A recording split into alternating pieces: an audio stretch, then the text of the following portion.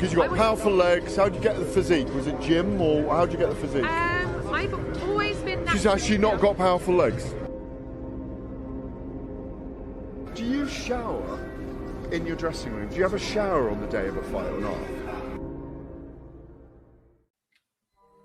Tell us about the tattoos. Shut the fuck up, you little prick. But then I've got the Phoenix. Hey, prick. So I'll take it from Bob every day of the week. Absolute disgrace. I'm sure no one will mind. Move him out of here, Darren. Ricky Hatton didn't go over for his fighter because he risked getting abducted and sold into sexual slavery. I never said that. Both have been rape victims. I'm not watching Frank Buglioni live on Saturday night. You're out of your mind. Jesus Christ, get yourself a life. He's actually a priest. Yeah. It's because his brother John Fury eye gouged him. What have I told you all this time? He's going to end up sucked out, fucked out, looking for a handout. Boxing nutters messenger group. I'm gonna be the king. J-Pump. You know what I'm saying?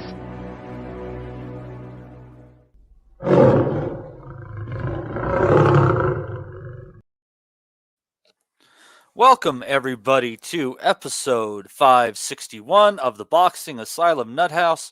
Proud members of the Sports Social Network. You can find us where you love to listen to your podcast, or you can find us on YouTube, who apparently doesn't want us here.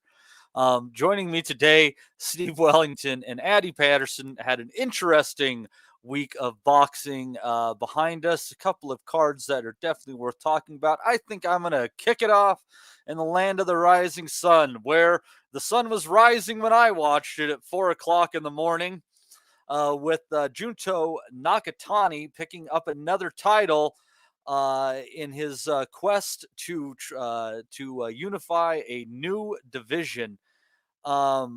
Steve, I had seen Santiago against Donaire live, and he's a very capable 118-pound fighter. And to be fair to Santiago, he in the end of the second round, he landed some good right hands. He kept Nakatani honest.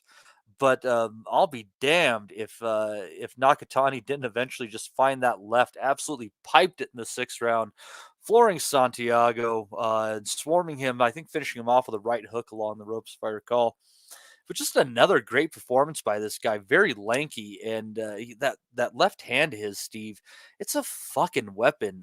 This guy is among a great number, actually, of Japanese fighters right now who you could say are top 20 pound for pound guys. It's a pretty incredible time in Japanese boxing, honestly. Oh, it is absolutely. I was going to say a weapon of mass destruction, but you could say a weapon of mass distraction almost, the way he sort of pulls that right lead in front of your face and you can't quite see what's going on, and the left hand comes in behind it. But I like the look of Nakatani.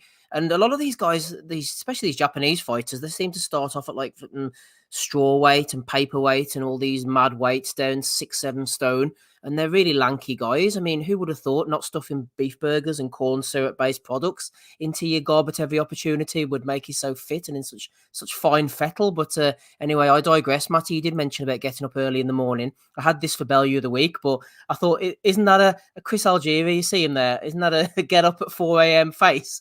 If ever you saw one there with the fella next to him. Yeah, so he was on the East Coast, but to be like, checking out the whole card, I think he probably would have had to have been to work about 2 a.m. there. So I would be less than pleasant myself. Fair play to Mr. Algieri. This is bullshit.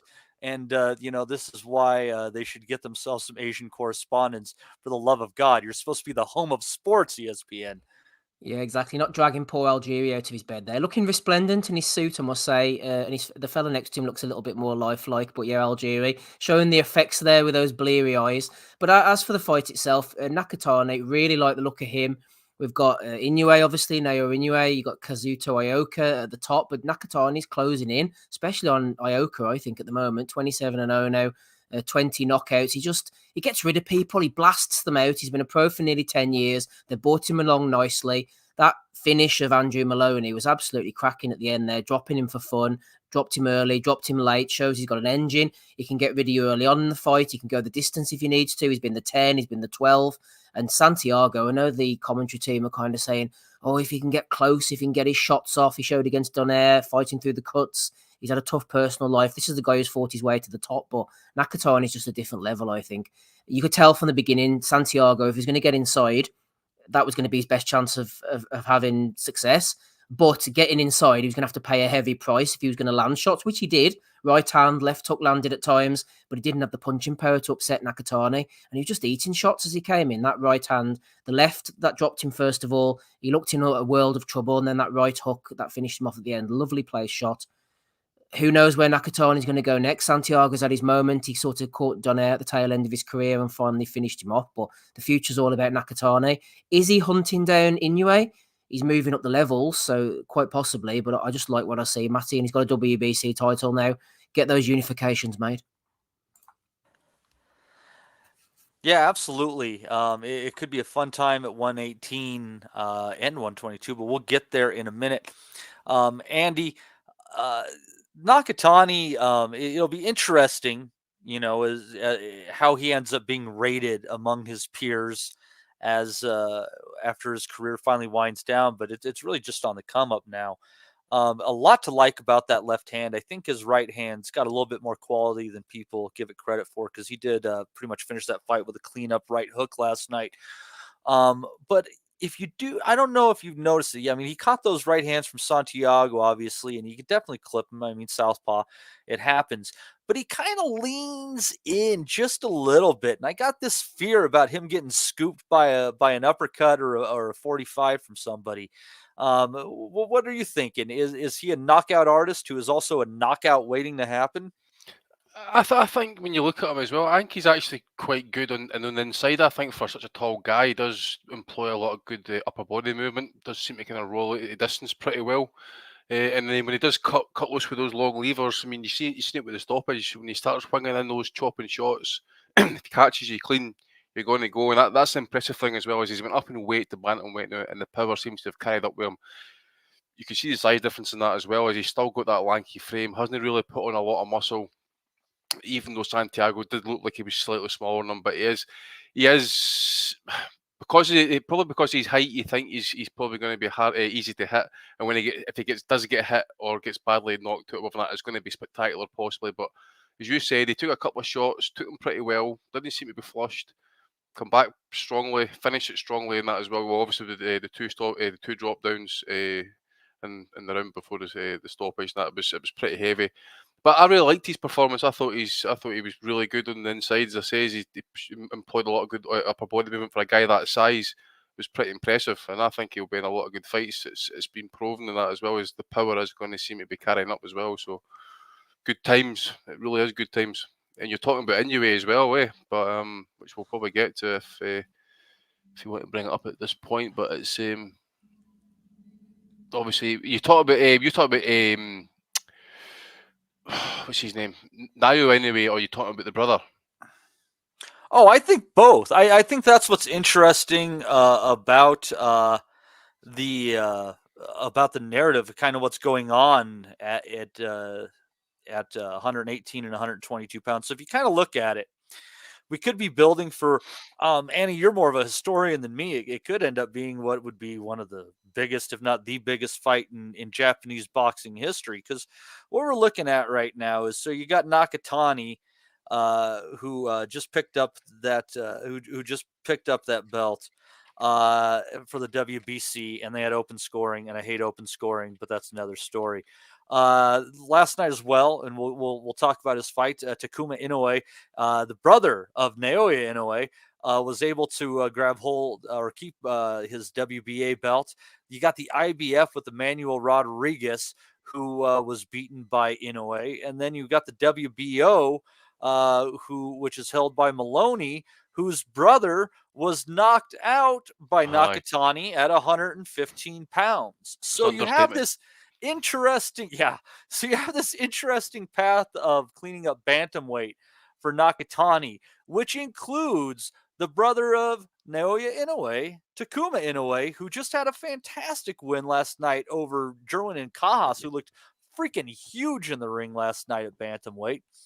So, Steve, here we are, potentially on the cusp of a couple, maybe an 18-month run. These Japanese guys don't fuck around, where we could see Nakatani unify his division and then move up for an all-Japanese showdown for all the belts at 122 against Naoya Inoue, but he would have to get through his brother first. What a storyline. Yeah, no, it's a really good built-in storyline, actually. And the Japanese fighters, you mentioned the Maloneys as well. They're two good fighting brothers. We've seen brothers in the past, the Charlos as well. I love it when they're both sort of at a high level. You know, you occasionally would get one brother who's like really, really good, and the other one is maybe not as good. But Takuma looks like he's pretty decent from what I've seen. You know, not going too far ahead of ourselves. Obviously, he's not on Naoya Inoue's sort of level at the moment, but he's definitely a world-class fighter. That body shot that he landed was an absolute cracker. And the Japanese do create these sort of brotherly link-ups. I remember the Kamedas a few years ago. There was 3 of them all together. Who got banned from Japanese boxing for a period of time for being absolute cunts. Exactly. Koki Kameda. There was Tomoki and one of the other ones as well. And then there's the Shigeoka brothers on the way up. I remember Marcus Bellinger mentioning them. They look pretty decent as well. So, yeah, if Nakatani had to get through Takuma and then go on to fight Naoya, then that'd be an excellent storyline. Isn't there another Inoue as well, or is he maybe not related? Wasn't the one who fought cousin? I think Mungia? It's a cousin, mate. Right, okay. Is it Koki Inoue? No, was it Tomoki or something? Yeah, the bigger guy fights at 154, 160. I know you're talking. Right, yeah, he's another one, but yeah, Takashi? It might Koki well. Inoue, I'm sure that's a cousin. Is it? Let me check. I'll check. Is he not a welterweight or something? One of them definitely fought Mungia before, I think, and he went the distance. Let me see. Mungia. Takeshi. Nailed it. Well done, Takeshi's Castle. You got it, Matty.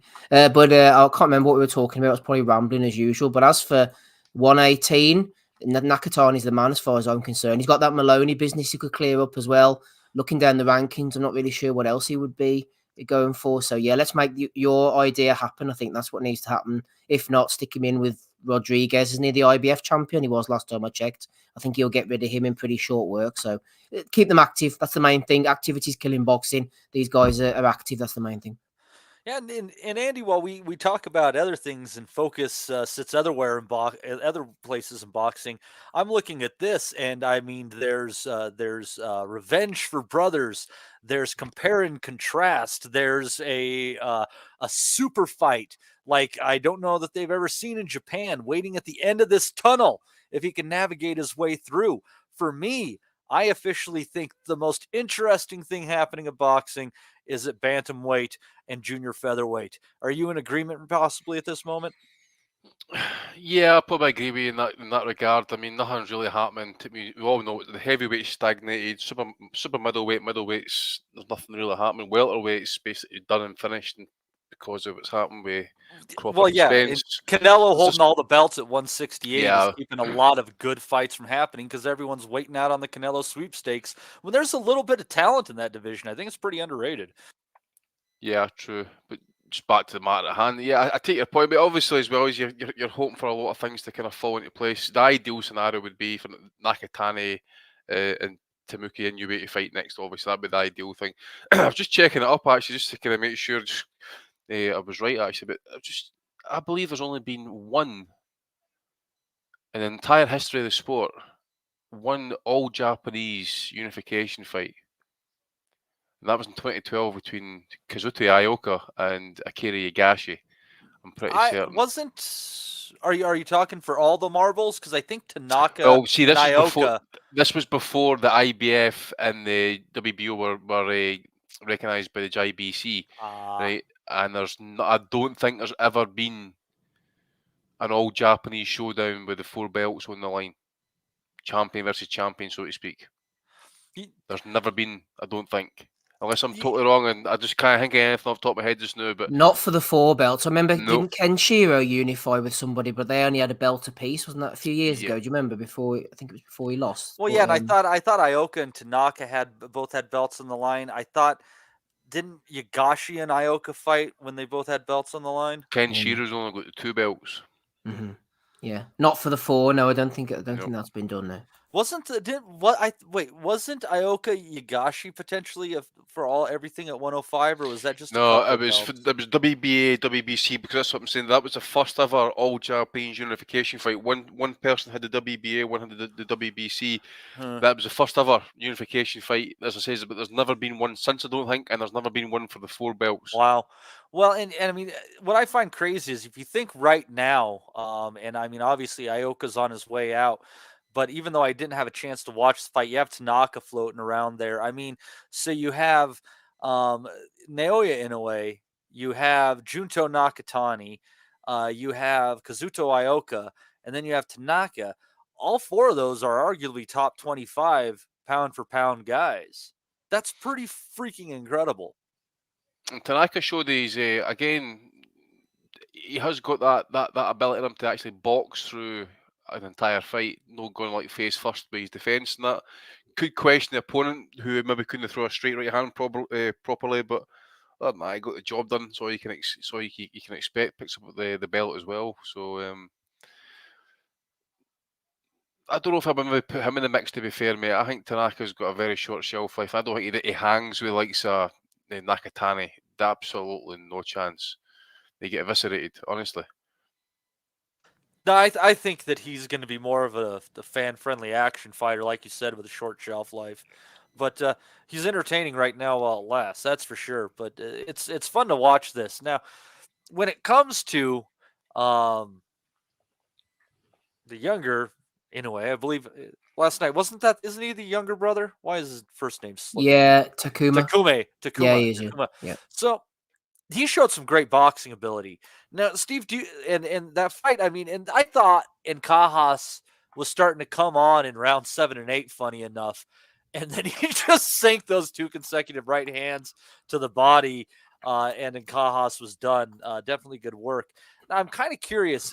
I think if I'm thinking of this stuff and I'm, borderline retarded, you'd have to think these people in Japan that are making the money off of boxing, they're thinking kind of the same way that I am. So do you think that rather than saying Nakatani goes around and tries to pick up, 3 other belts in 3 fights, do you think it's possible we see another card with both of them on it, with one of them against Rodriguez, one of them against Maloney? Oh, yeah, I suppose so. I never thought about that. That would be a good way of tidying things up and adding a bit of intrigue as well. One less fight, one less chance of some fucked up thing getting in the way. Yeah, no, that's a good idea. I like that, actually. And Inoue, I was sort of going through the motions when I was looking at the prediction league because it was on Joe Kennedy's prediction league, shout out. And I was thinking, Ancajas, he might give him a good fight here. And then I thought, I think Inoue will win. I thought, I wonder if he'll stop him. And I looked, he only had 4 or 5 stoppages. And I thought Inoue on points was what I went for in the end, completely neglecting the fact that he was going to unleash that hellacious body shot on him. But Ancajas looked pretty big. I know someone was suggesting online that he might be on the roids, but I mean, you wouldn't know these days. Japan's pretty shit hot with all the titles on the line as well on that kind of thing. So, but Ancajas, they were talking about he's had a tough. I remember him coming on the way up and kind of had a couple of upset wins. And then, as I said, I saw him fight Jamie Conlon in Belfast and he was on a big upward trajectory. And then he bumped into that. I think it was that Martinez, wasn't it, who took the title off him in the end. And it's been downhill since. But they were saying on the commentary on the weekend that he was sleeping in the gym and all. And he's had a pretty rough life. So I kind of felt sorry for him. But yeah, as for Inoue, lovely finish. And your idea, I'm on board with that, Matty. Let's get the titles all squared up.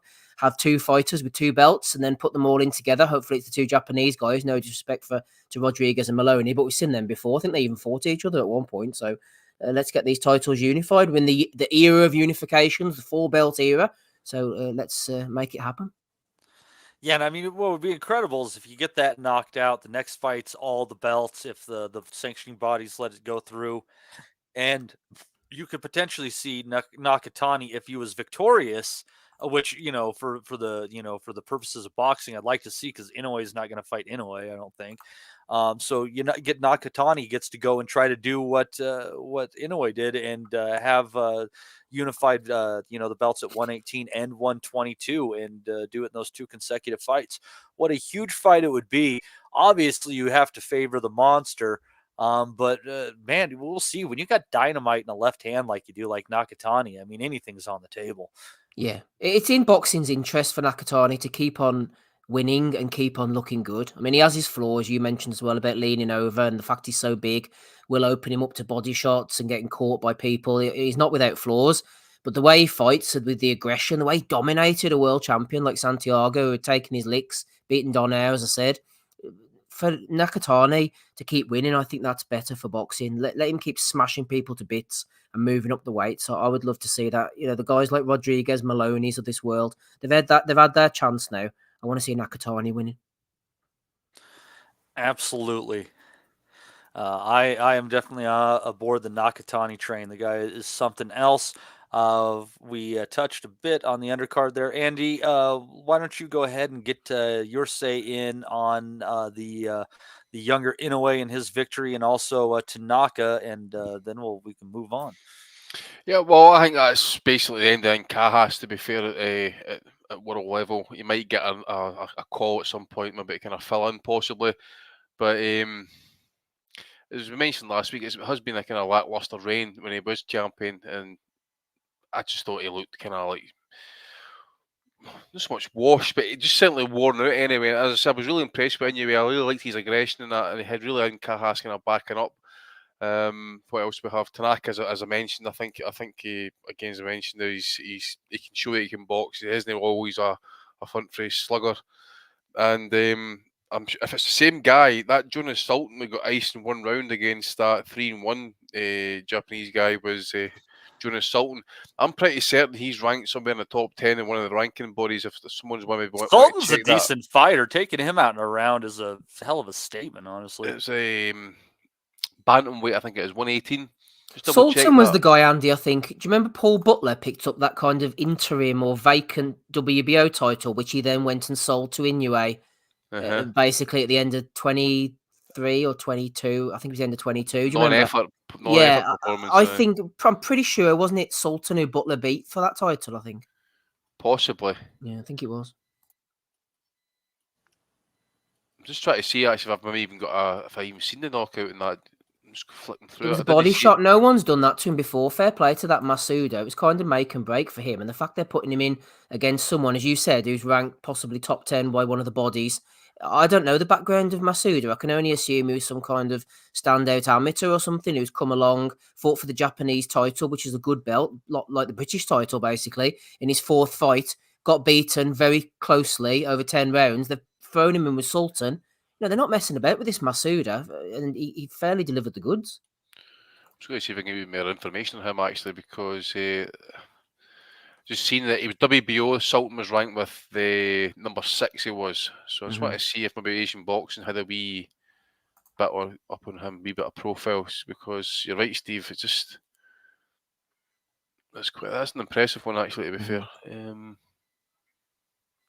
When you go, Matty, I've not got anything else to add just now, mate, but I've just trying to see if I can get any information on this. I do quickly, Matty, just before we move on, actually. I think the Tanaka fight, I was talking to MB about it there in the chat, actually. I think that was actually a really good fight. That Bakaswager, I didn't know what to expect from him, but he was tough. He was a tough bastard, he was. He came forward. His engine was there. He was throwing shots from the beginning right till the end. He started to slow in the middle rounds, I think, once Tanaka got the range on him and started landing those body shots. And Tanaka, he resisted the opportunity to stand inside. His head movement was good. His body shots, as I said, were very good. He threw compact on the inside. Looks like he's learned from Ioka. Found his space really well. The knockdown was a little bit harsh in the 8th round, but I thought that Bakaswager was happy to take it because he was taking a lot of shots at that time. And Tanaka then really hurt him and put it on him down the stretch. And Bacaswega from Mexico, first opportunity at this level. He was outgunned by a better boxer, but he never stopped trying. I thought that was a really well matched. All 3 fights were actually really good, and fair play for them putting these two together. This was if you're going to win a world title, we see guys coming over sometimes and they're not really world class. Tanaka fought a guy who was meant to be there. Like he'd earned his spot and he fought like it was his big chance on the world stage. And that's how you win a world title for Tanaka. I think he would have learned a lot from that. Absolutely. It's you pick it all up as you go and get better along the way, hopefully. And speaking of, that's a very odd segue. I got to say, ladies and gentlemen, that I kind of thought Edgar Berlanga looked good last night in taking out Patrick McCrory in 6 rounds. Took a little while for it to start warming up, but he showed better timing, a better arsenal of punches, and a little bit of patience. He was dirty still. I still think that you can get in his head, throwing some elbows, doing some dirty shit, but ultimately getting to McCrory in the end. Steve, I thought breaking that 5-fight streak without a knockout, this Berlanga looked better. I kind of feel bad about being so dismissive about him because I think there is something there, even though I'd probably favor him in the Munguia fight that kind of gets thrown around. I still think he's quite live in that one. You think Berlanga, if they were to fight next week, Berlanga Munguia, you would pick Berlanga? Is that what you're saying? No, I think he's live. I'd still take Munguia, but I don't think it's a foregone conclusion.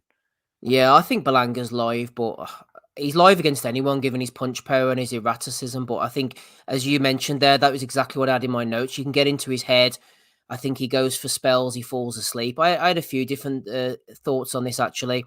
First of all, whenever I spotted referee Christopher Young in the ring at the introductions, I thought, oh, here we go. I've seen him before. He was on Showbox. He's been on Pro Box. He's a terrible referee. I knew Patrick McCrory was going to be up against it. He was. There was Lobos being thrown in. There was a flagrant elbow in about the 3rd round, I think it was, from Berlanga. Oh, and yeah. The referee split them flagrant. up and told McCrory off for holding. So Christopher Young is a terrible referee. That's not the reason Patrick McCrory lost. I said it last week. He can be a little upright at times. His hands drop and his chin rises into the air as he tires in fights. And right from his debut, I was there in the Odyssey. I can't remember what the undercard was, but he's always done that thing where he steps across with the right hand and he squares up. He's always done that. And I thought that's going to get him in trouble because Berlanga's going to time him with the left hook to head or body. And he did after a while. I thought McCrory acquitted himself really well. He went out swinging. Berlanga was very patient, and they are trying to nail up the Canelo fight next. Eddie Hearn, as I was saying to Dominic earlier, has this line, well, these 2 words that he keeps on coming off with all the time. I believe. Eddie's a believer. He's manifesting these fights. He's putting them into the ether. I believe that we will see Canelo versus Berlanga at the end of the year, he says. I'll believe it when I see it. More chance of Canelo versus Munguia, I think. I would pick Munguia against Berlanga if they were to fight. I think Berlanga is now in line for Morel. I think that was they were saying WBA kind of eliminator, so that would be a nice one. Well, they say it's for Canelo, but yeah, they could just say it's for the regular. Who knows what fuckery they do? Yes, I honestly, Steve, if Berlanga did get a Canelo shot, I shit you not, I think that fight ends in a DQ. I wouldn't be surprised. I think they'd make it too, because Berlanga's unbeaten. He has the reputation now, and he has the backing and the kind of brand. And you put in Mexico against Puerto Rico. Exactly. It's a win-win for Canelo. You would take that all day, and I would not be surprised. I think that's a great shout. That he would get disqualified, he'd get frustrated. Canelo would be bopping him all night until he got stopped or got out of there. They might build up a fight with Diego Pacheco even. And the referee is going to protect, the fucking cash cow of the sport. They're not going to be fucking warning Berlanga about a clinch where he throws, or warning Canelo about clinching when Berlanga threw an elbow in the clinch.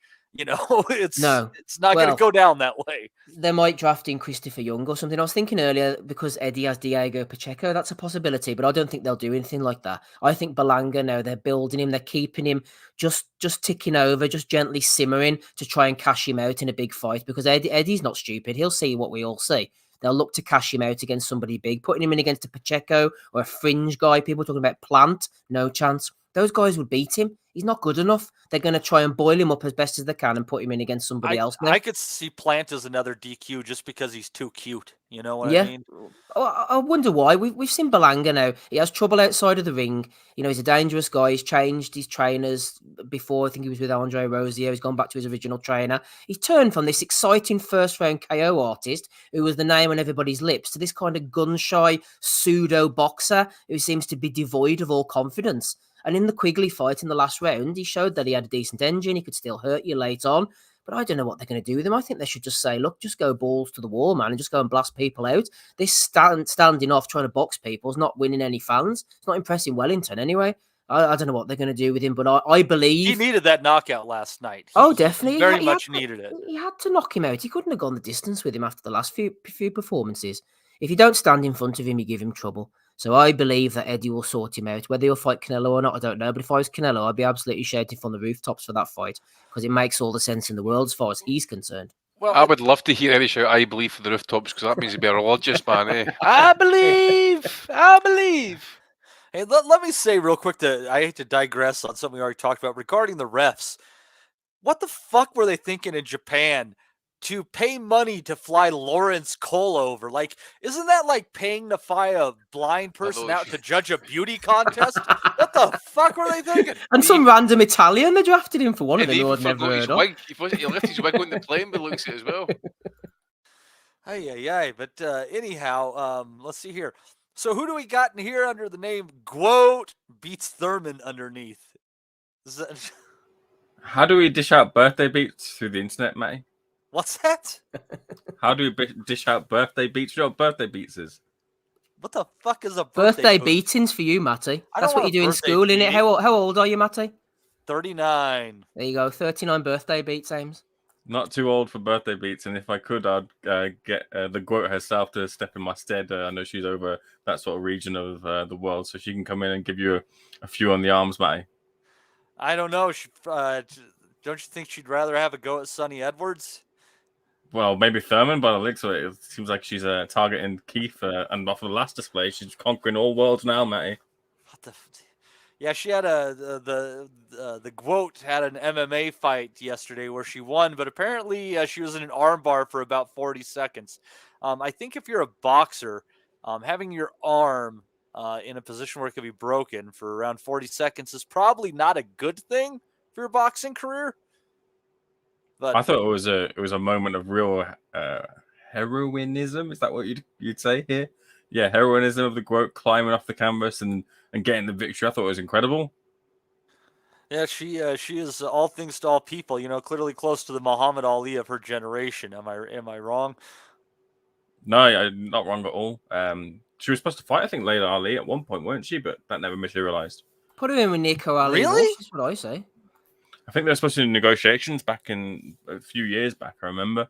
But yeah, I don't think she was saying that Layla Ali didn't want any of the smoke. And I can understand why when she's you wouldn't want the Goat staring at you on the opposite side of the corner, Matt. She's quite imposing. Well, isn't Layla Ali probably like 45 or 50? I mean, as of 5 years ago, say? Probably, yeah. It was, but there were some whispers around it, yeah. Huh. That would have been weird. Huh. You could wish it for your next birthday or this birthday wish. You could use it. Yeah. And I would like to thank my girlfriend Sydney for throwing in a $9.99 super chat, and she says happy birthday to me. So thank you very much. Keep my girlfriend keeping the lights on. Isn't that your money? What's that? Is that not your money? No, she makes more money than I do. That's all her fucking money. She can do with it what she wants. If she wants to give it to Steve for goat food, that's her business. A real libertarian you are, Matty. Very much so. Very much so. So anyways, we're on Berlanga. Andy, what was your 5x speed take of Edgar Berlanga from last night? Pretty much what we said last week, mate. Take your point, a couple of stray elbows, naughty. Take everything that Steve said as well as he's at his ceiling. Hasn't really been much improvements. Once he started finding the power shots, McCrory just seemed to pretty much unravel the wee bit, to be fair. And then obviously the big right hand just found it through the guard and dropped him pretty heavily, and that was the end of it. So not really much we can learn from it, to be fair, actually. I just want to see him, if he is what he is, then put him in a big fight. Put him in with Benavidez and let's see it. Because I'm kind of fed up with these kind of like so-called holding fights that we're getting these days. Now I want to see meaningful fights, no this type of fight. So anyway, we'll move on. Wow, you have many. You're very unimpressed. I appreciate that. So we already talked about the Japanese card. Feel free to touch on that if you want to, but also Berlanga as well. That's as far as we've gotten at this point in time. Oh, is it me, Matty? Yeah, go for it. Yeah, I passed on the Japanese card. I didn't get around to it, and I saw bits of Zone's offering last night. I'll just go straight to the main event with Berlanga. Again, copy everything what Steve and Andy said. I think there were whispers before in the fight week that when it came to McCrory's side of the equation, his hands, his best asset were in bits. And that was, what he was looking to land, really, the big chopping, big shots on Berlanga to possibly, we've seen the flaws in the past of Berlanga being open and susceptible to being hit. And I don't think he can afford to be hitting the canvas again against the likes of who he has done, especially McCrory, who hasn't really done it to any real higher level. So I think that's probably part in as to why Berlanga doesn't really go full kind of for it. But yeah, so with that, or hearing those sort of things, it seemed like it was much bigger of an uphill task for Poddy, taking his best asset away. And then I spoke to Berlanga in the week as well, and I think he acknowledges as well that with respect to people like Poddy, he's just not on his level. He shouldn't be contending with fighters below him at this point. It should be in those big fights, but I don't think he's going to get it right now. I think what likely would have happened had John Ryder gone 12 rounds with Munguia, he would have probably been in one last fight with the likes of Pacheco and the likes of Berlanga as one last payday. And it's just, that one little rub for the young guy coming up to have finished off John Ryder. But as it was, Munguia did that, and he got that kind of little bit from it. Not that he needed it, but one of those two could have used that name on their resume. But otherwise, I tell you, dude, I just get this hunch because of his style and the fact that he does stay pretty active, and he is what he is, but he's a puncher with good volume. But I think Jaime Munguia is going to get a really good win at some point in his career. He's just going to be in the right place at the right time, and I think there's more. There's more to Jaime Munguia than there is to Edgar Berlanga. I would say, maybe both to some degree hype jobs, but I do think that Munguia is actually a real player at 168, where I think Berlanga would end up being more of a gatekeeper. Just my opinion. And who would that win be? I'd probably maybe fancy him against the likes of maybe Caleb Plant, who could probably tie down the stretch when Munguia kind of pushes on forward. Mm-hmm. Otherwise, Canelo, unless he really loses a step, I still think he'd have too much for him. I think the likes of Morel and others are too good for him as well too. So I could only really pick maybe. Come. I wouldn't take him against Canelo if he was the opponent in May, but I would take Munguia if he was Canelo's opponent in September of next year. Well, you just think age is creeping in on Canelo now? A little bit more experience on the good end for Munguia, a little bit of loss of reflex, loss of speed on Canelo's part.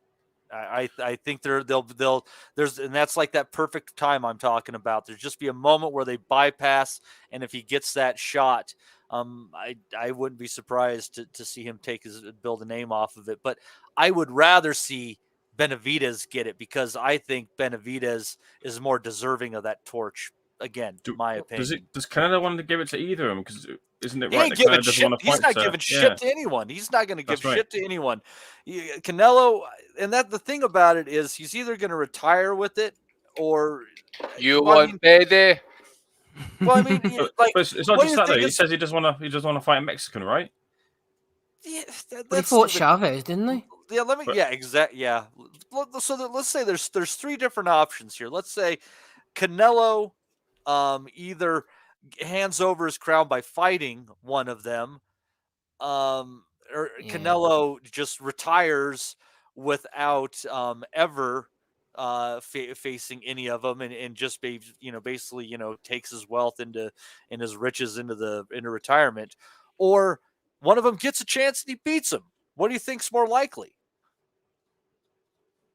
I think most likely retires. It doesn't fight. I think for me, taking your date of September of next year, I think Canelo's still really smart and still has a load of power in him to catch someone like Munguia coming in, rushing forward. That Derevanchenko fight was a brilliant fight. What was it, the start last year?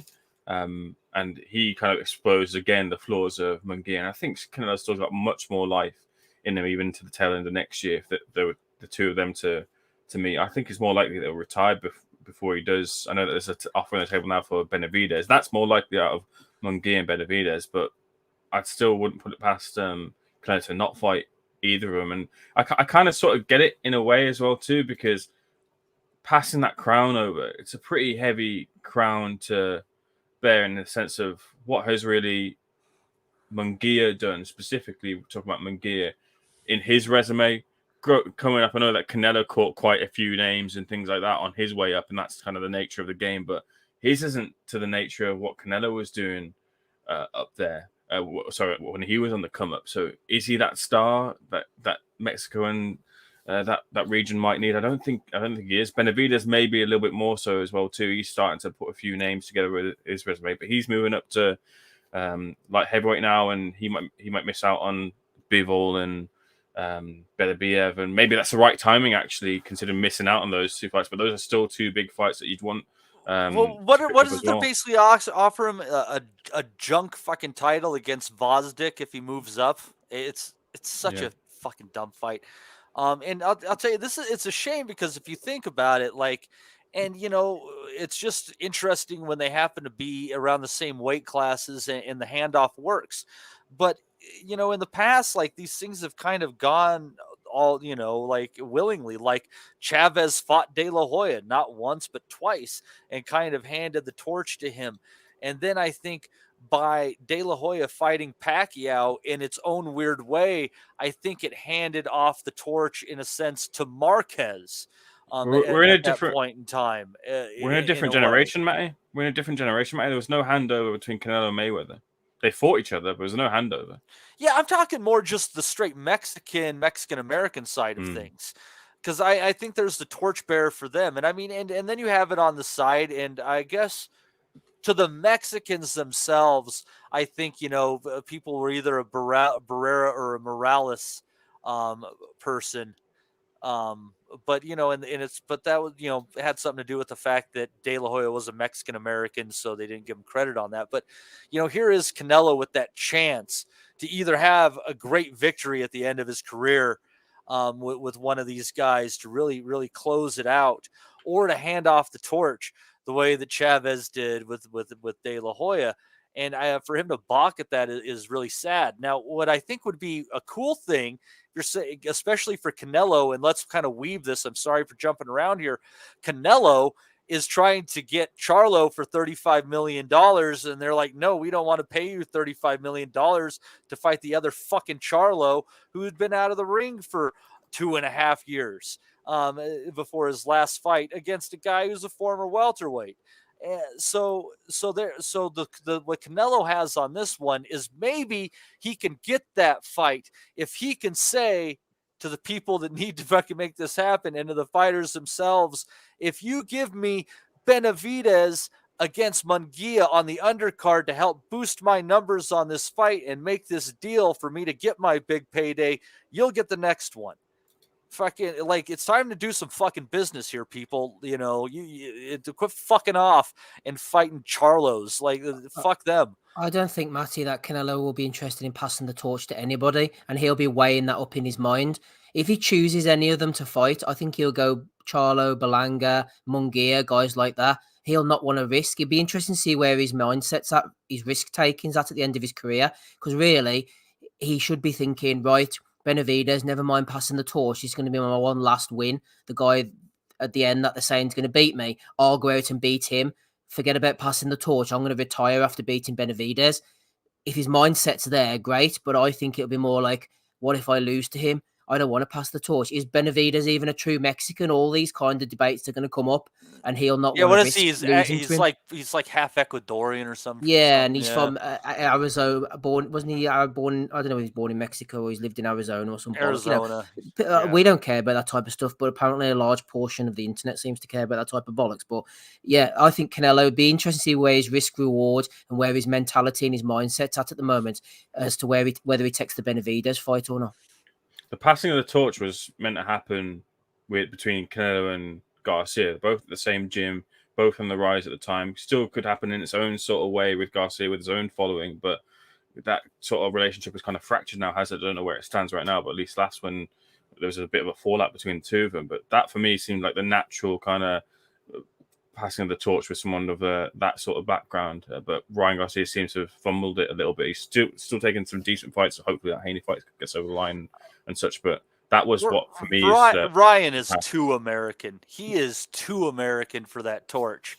He like for what Vargas was trying to say about De La Hoya, what he said about De La Hoya, I would say Ryan Garcia actually is. I don't know. For people don't remember that one, I'm sure you do, Steve. That the build up to De La Hoya and Vargas calling him like a fake Mexican and shit like that is. I do. Dude, and it's a shame. I'll tell you what was a shame that they were past their best. Beat that ass, dude. That was, but it was a brutal fight, man. Vargas had his moments in that one. He fucking caught him a few good times. I was gutted. I loved Vargas, and it was all based off the sparring story, wasn't it? When they went out running together and didn't De La Hoya nudge Vargas or saw him fall down a slope and laughed at him and refused to help him. Wasn't that the story at the time? And Vargas hated him ever since. Yeah, but yeah, absolutely. And but just he was a world-class shit talker, man. It was in some absolute wars. But I tell you, it's a shame he was past his best and at such a high, and it was at a weird weight when he fought Ricardo Mayorga, because pound for pound, that was like one of the best shit talking buildups ever. But I mean, Mayorga just kind of beat the snot out of him, and it's a shame that the fight didn't live up to the. Yeah, not to digress too much, but we had a question a few weeks. Well, not a question, but a few weeks ago, somebody put something on Twitter, and I clipped it and then lost it, as I tend to do, about someone compared Vargas to Ryan Garcia or something at this stage of their career, and I thought that's a terrible comparison. By 21, Vargas had hadn't he beat Ike Corte, Ronald Rinky Wright, Raul Marquez, Yuri Boy Campas, IBF world champion? You know, Garcia, has he even won a world title? I think he might have won a fringe belt at one point. I thought he had a belt at 135 for some reason. I can't remember why, but maybe not. Possibly. Because wasn't it him and Tank at 136, so nobody's belts were on the line? When he fought Campbell, was there like a WBA or something? Someone in the chat can probably remind us. I don't know. Yeah, I think you're correct on that one. But anyhow, I've managed to just ADD the whole living well shit. Done. No, that was good work from you. Yeah, see, there's not a whole lot going on. We got to go somewhere, and I thought there were some reasonable segues to be made in there. I have no reasonable segue for Rappin' Rob Kelly, but Rob, we have talked about just the Berlanga fight from the DAZN card and the card from Japan. You can speak about any of those at this point, and we'll get back to where we were. Well, they're the only two that I saw, really. So I saw the Berlanga McCrory fight. That kind of went the way I thought it would at the top. I think maybe actually McCrory might have done a little bit better than I thought he would up to a certain point, but I thought he'd fiddle him around and move him about a bit until Berlanga caught up with him. I have to say, Berlanga didn't look great. He was trying to sell it afterwards, like he was like Floyd. He was like waiting to get my timing down. I don't think he's comparable to Floyd Mayweather, but he's, for all his flaws, he'd be in exciting fights because he's either going to get pasted or he's going to flatten someone along the way. I think there's limitations as to how far he can go, but if Canelo is not going to take the Benavidez fight next, like it's looking like, I always think that's a good fight. Now, I don't know what the story is with the networks there, so I don't know why I'm calling for that fight, because I don't know if it can happen or not, but I'd like to see the two of them face off. For him against Munguia be another good fight, and then maybe the winner get a crack at Benavidez or Canelo. But I think that'll be an action-packed, fun fight. Well, I won't say action-packed, but it'll be a fun fight. And two similar styles, lads that are going to come together. So Berlanga was knocking a lot of people out. He showed he still has the power. It was a good shot that he caught McCrory with. But a kind of an expected result there. And then in the Japanese card, I saw Giyasov and Inoue. which was a good fight. And Caius kind of had a kind of purple patch in it when they started the trade, and it looked like he was getting to him, and then got caught with a body shot that looked like a fucking vicious one, like as well, and there was no way he was beating the count. So decent-ish two main card fights there anyway for kind of weekend that was a bit thin on the ground. So. Yeah, it was good. Make sure you catch up on the Nakatani fight there. We were definitely talking about an interesting path for him on his journey for that great left-handed puncher.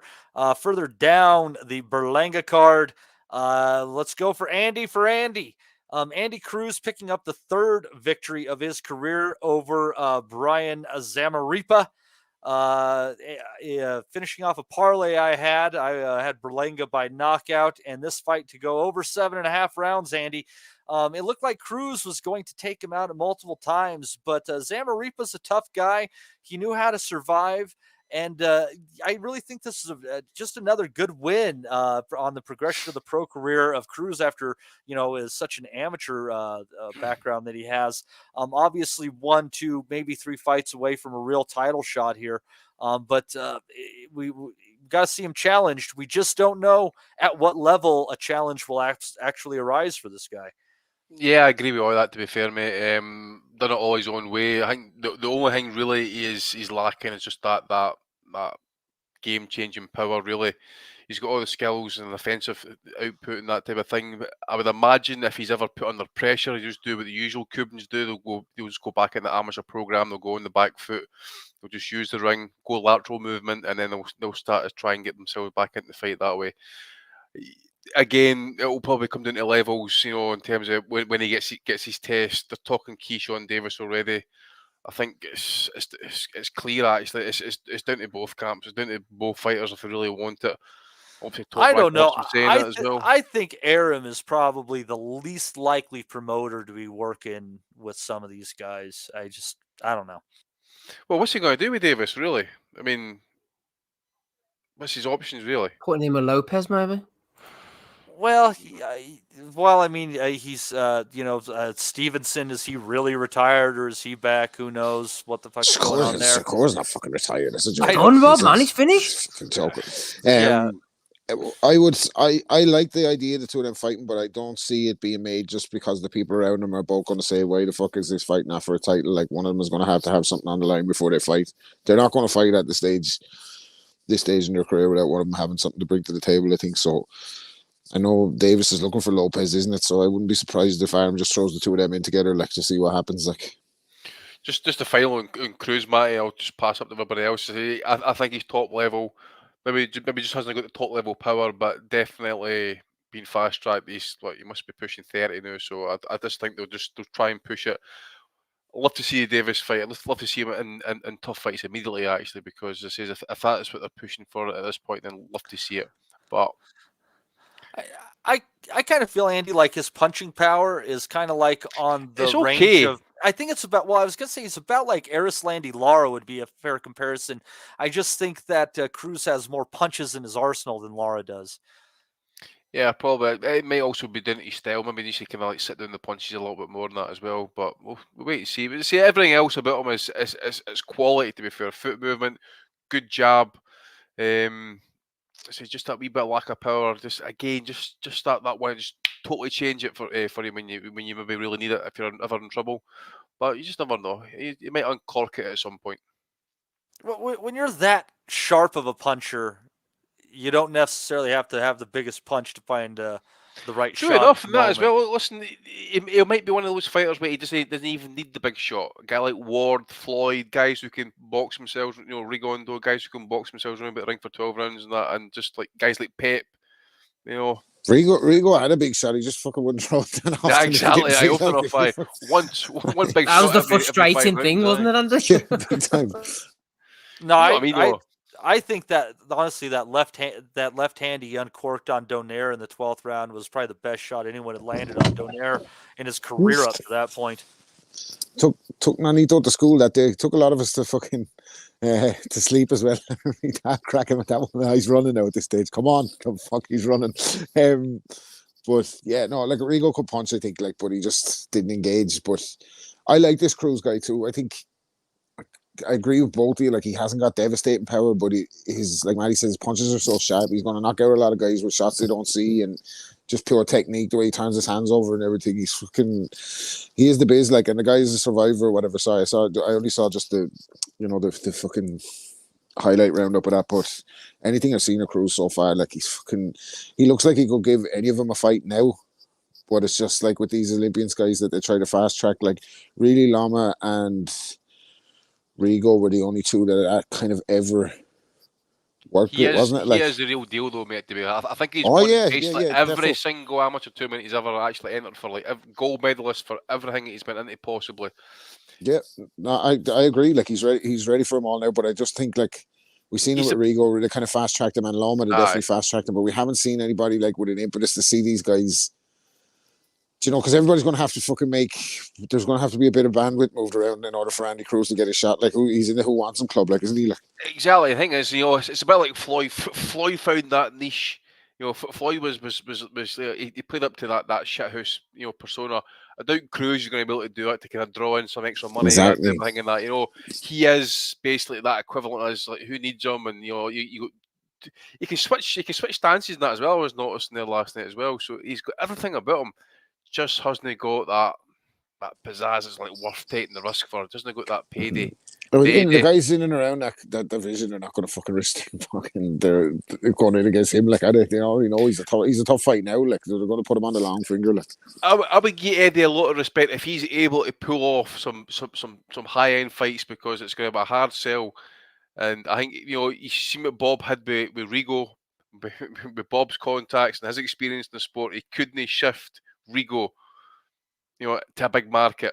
So if Eddie can do it with Cruz somehow, even Loma, like, to a degree, Loma should have been a much bigger crossover star. He spoke English and that, and he kind of he got more coverage definitely than Rigo. Like, he definitely got more of the limelight and that, but he didn't.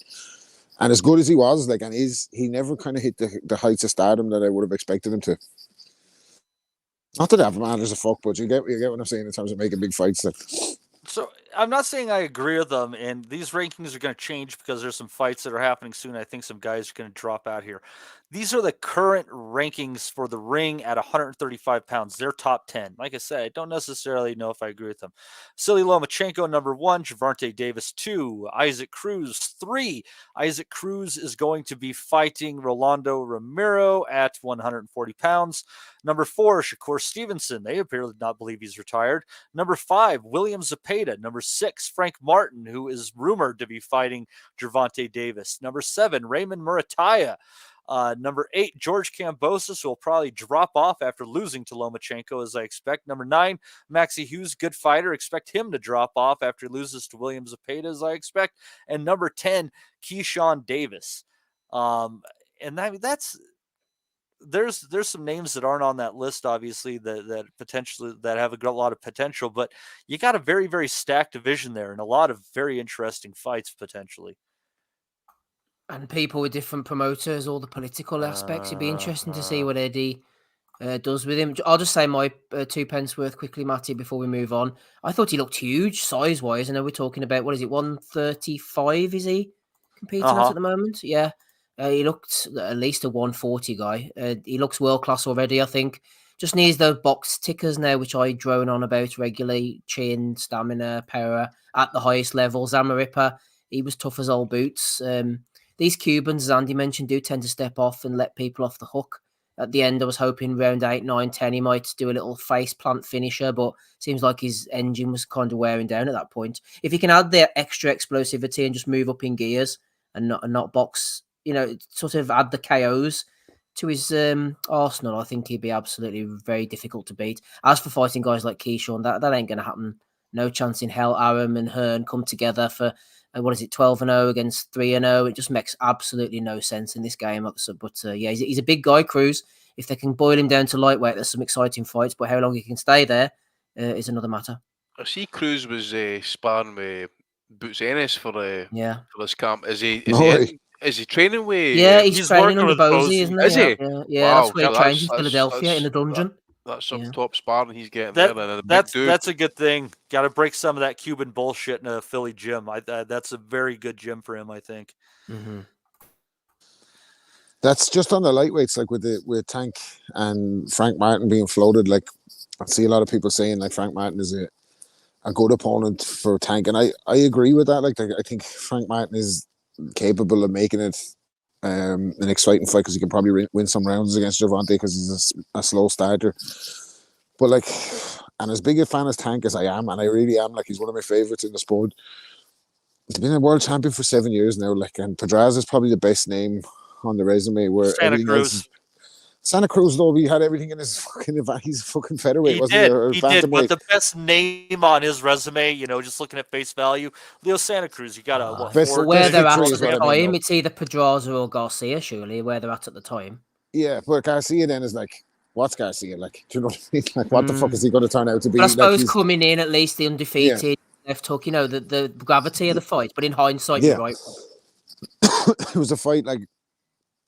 It was intriguing because of the draw it was, wasn't it? Like, Garcia's he's a megastar in his own right, like in a different generation. He was bringing so many eyes to the fight and they were making it a massive event and it was a massive gate and all that. Like, and Tank put in a good performance, but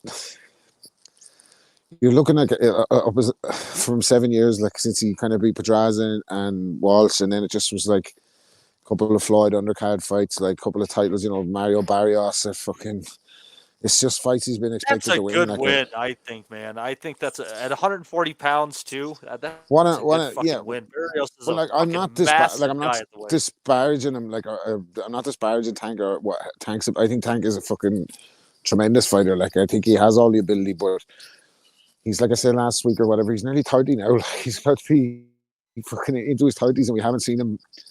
We haven't seen him be the top 5 guy in his weight division. I think since Pedraza. Which is kind of, I don't know what that says. It doesn't give me any great hope that it's going to. According to the ring ratings, Isaac Cruz is the top 5 guy in the division that he has W over. Well, Isaac Cruz, okay, but again, that fight came across by accident because Raleigh got fucking suspended due to inappropriate behavior. He was never really supposed to fight him, so that was a kind of accidental value fight. Like, so I don't know. Like, it's not. I don't know if they're protecting him, but. I don't know if it's just all business. It seems to be the LRB and Mayweather way. Like they're just trying to make as much money as they can and make him a pay-per-view attraction. Like, but against who? Rob, that's the thing, man. They don't need to. That's what I'm saying. Yeah, like, let us see some of these fights now at this stage. Like, you know what I mean? They fucking kept him away. I understand why they kept him away from Lomachenko. Early doors or whatever. Like, obviously he wasn't fucking ready for him. Like, he would have got schooled. But now, like, it's a viable fight now. No, absolutely. Haney's a big fight. Fucking any of these guys, like Shakur Stevenson, that's a great fight. Like, so I would like to see him against one of those guys after this Martin fight. He's only fought I think he fought once last year, and he's got this fight hasn't even been announced or fully put out there yet. But it looks like it's going to be Frank Martin. Like, not a bad opponent, but I want to see him in against really, really top guys now. Like, see those fucking exciting fights at that weight. Like, because it's going to. This same shit is going to happen where all these guys are going to miss each other. Like if it doesn't happen soon. Martin's okay, Rob, but then look at his last performance against Hovhannissian. It almost feels like his stock dropped a little bit. Like if he'd have beaten him impressively, I could have said, okay, fair enough. But he feels like he's a man not on the way down. That's too harsh. But he feels like he needs to build his reputation up, Martin, a bit now. It's going to be it feels like it's just a Tank event, doesn't it? Like, Martin's the B-side. He's there to make Tank fucking fiddle him around for a few rounds until Tank catches up with him, knocks him out, like, and they move on. Like, you know what I mean? But, yeah, a bit disappointed, to be honest with you. I thought it'd be a bigger name, but it is what it is. Well, I think we could be upset about the opponent all we want, but I guess that depends on the platform and the cost. If it's a pay-per-view, which I expect it to be, it is a shitty fucking opponent and they can eat my ass. Oh, it'll be pay-per-view. Every fight will be pay-per-view till he loses now. Yeah, they can eat my ass. I ain't gonna buy that shit. This is the year of making them give me a damn good event. Because this it's getting stupid. But we can go off on that tangent for a long time. Or we could talk about Shakram Giyasov and Pablo Cesar Cano going 11 rounds until Cano fell and hurt his ankle coming out of a clinch where he's kind of punching after the bell and Giyasov shoved him off. I kind of think Cano kind of asked for what happened. Wasn't he like massively behind on the cards anyway? They just fucking, they might as well just let him finish the fight by the time they got it all fucking tatted up. Yeah, they going to the cards, only giving Kano 1 round. He was also dropped in the 5th round by a good body shot by Giyasov that Kano thought was low. I thought it was clean. But It was a I great did shot. think, Did he say it was low? yeah, That was a great body shot. That was. I thought so, but Andy, it was a follow-up it was a follow-up hook that he took that was quite low. And those Giyasov's chunks were quite high up as well, to be fair. Sorry, Mike, on you go. But I thought you thought that Kano had a good chance there, and I will tell you that he was coming on, and that was going to be an interesting 12th round, Andy. Yeah, it was pretty gutted for him. Yeah, I didn't think the scorecards were that really told the story of the fight by any stretch, because Kano was just, even though he wasn't always working, which I thought was stupid because he kind of let Giyasov pick him off at moments in the fight. He was always in front of him, working the body heavily, and I don't know how much Giyasov had left to go those last 3 minutes. And fortunately for him, he didn't have to. It was interesting, actually. It was a bit of a shame, actually, because I thought Kano was doing pretty well. And again, as you said, the scorecards were just a total ill reflection as to how that fight was actually going, to be fair. I thought it was a wee bit closer than that. I don't think I said Kano would win. I did think he would, if he was able to last longer, which was proven to be happening, actually, that he would maybe come into the fight. Even with that body shot, which, by the way, he old-manned it in that, by the way, spat out the gum shield. He got at least 25, 30 seconds out of that before action recommenced and that. So got himself back in it. Was even protecting serious veteran move there. Yeah, it's probably protecting his side. He was even blocking shots, and he was trying to kind of then dig in there again, get the guys off. But I don't know if it's like a killer instinct. I don't know if it's a weight issue, but after that, he just kind of petered out. He was happy to kind of do it off the back foot. Maybe the pressure of Kano was a bit of concern. Maybe he did feel a bit of power there, which Kano has got. But based off that as well, by the way, I wouldn't be surprised to see Kano basically go back on the road again. He'll beat up the usual Mexican journeyman's next 5, 6, 7 fights, and then he'll reappear mid-tier with some zone card again, get another opportunity in about 18 months, 2 years time if he's still going. Depends on how bad that ankle is, man. I mean, you never know if that was if it was just like a sprain or something. Who cares? But if he fractured or something like he kind of thought he could be out for a spell, and it's hard to restart at that at that point. Wait and see. But you see, he's a veteran. He's got these savvy moves, that type of thing. So lesser guys that taking that liver shot, spitting out the gum shield. Not many fighters do that. Some of them might have even, I don't know, he probably would have got up actually, maybe even took a second knee. That's that's that kind of veteran move. But fair play to him. He gave the guy a bit of test. But again, Giyasov, it was just another one. When I was watching the fight, just thinking about the number of Uzbeks that have come through the ranks here. And we're saying like the Uzbeks are coming. They're really are they? I mean, they're not really kind of like stepped up to the plate. None really kind of broke through to superstardom or superstar status or pay-per-view kind of like top-end guy and that. It's just it's a bit bland, to be fair. Jalilov, who I had great hopes for, hasn't really done the business in the pros. His level of opposition is fucking woeful, man. I keep thinking I'm going to get the call next. Fucking hell, it's complete shit, man.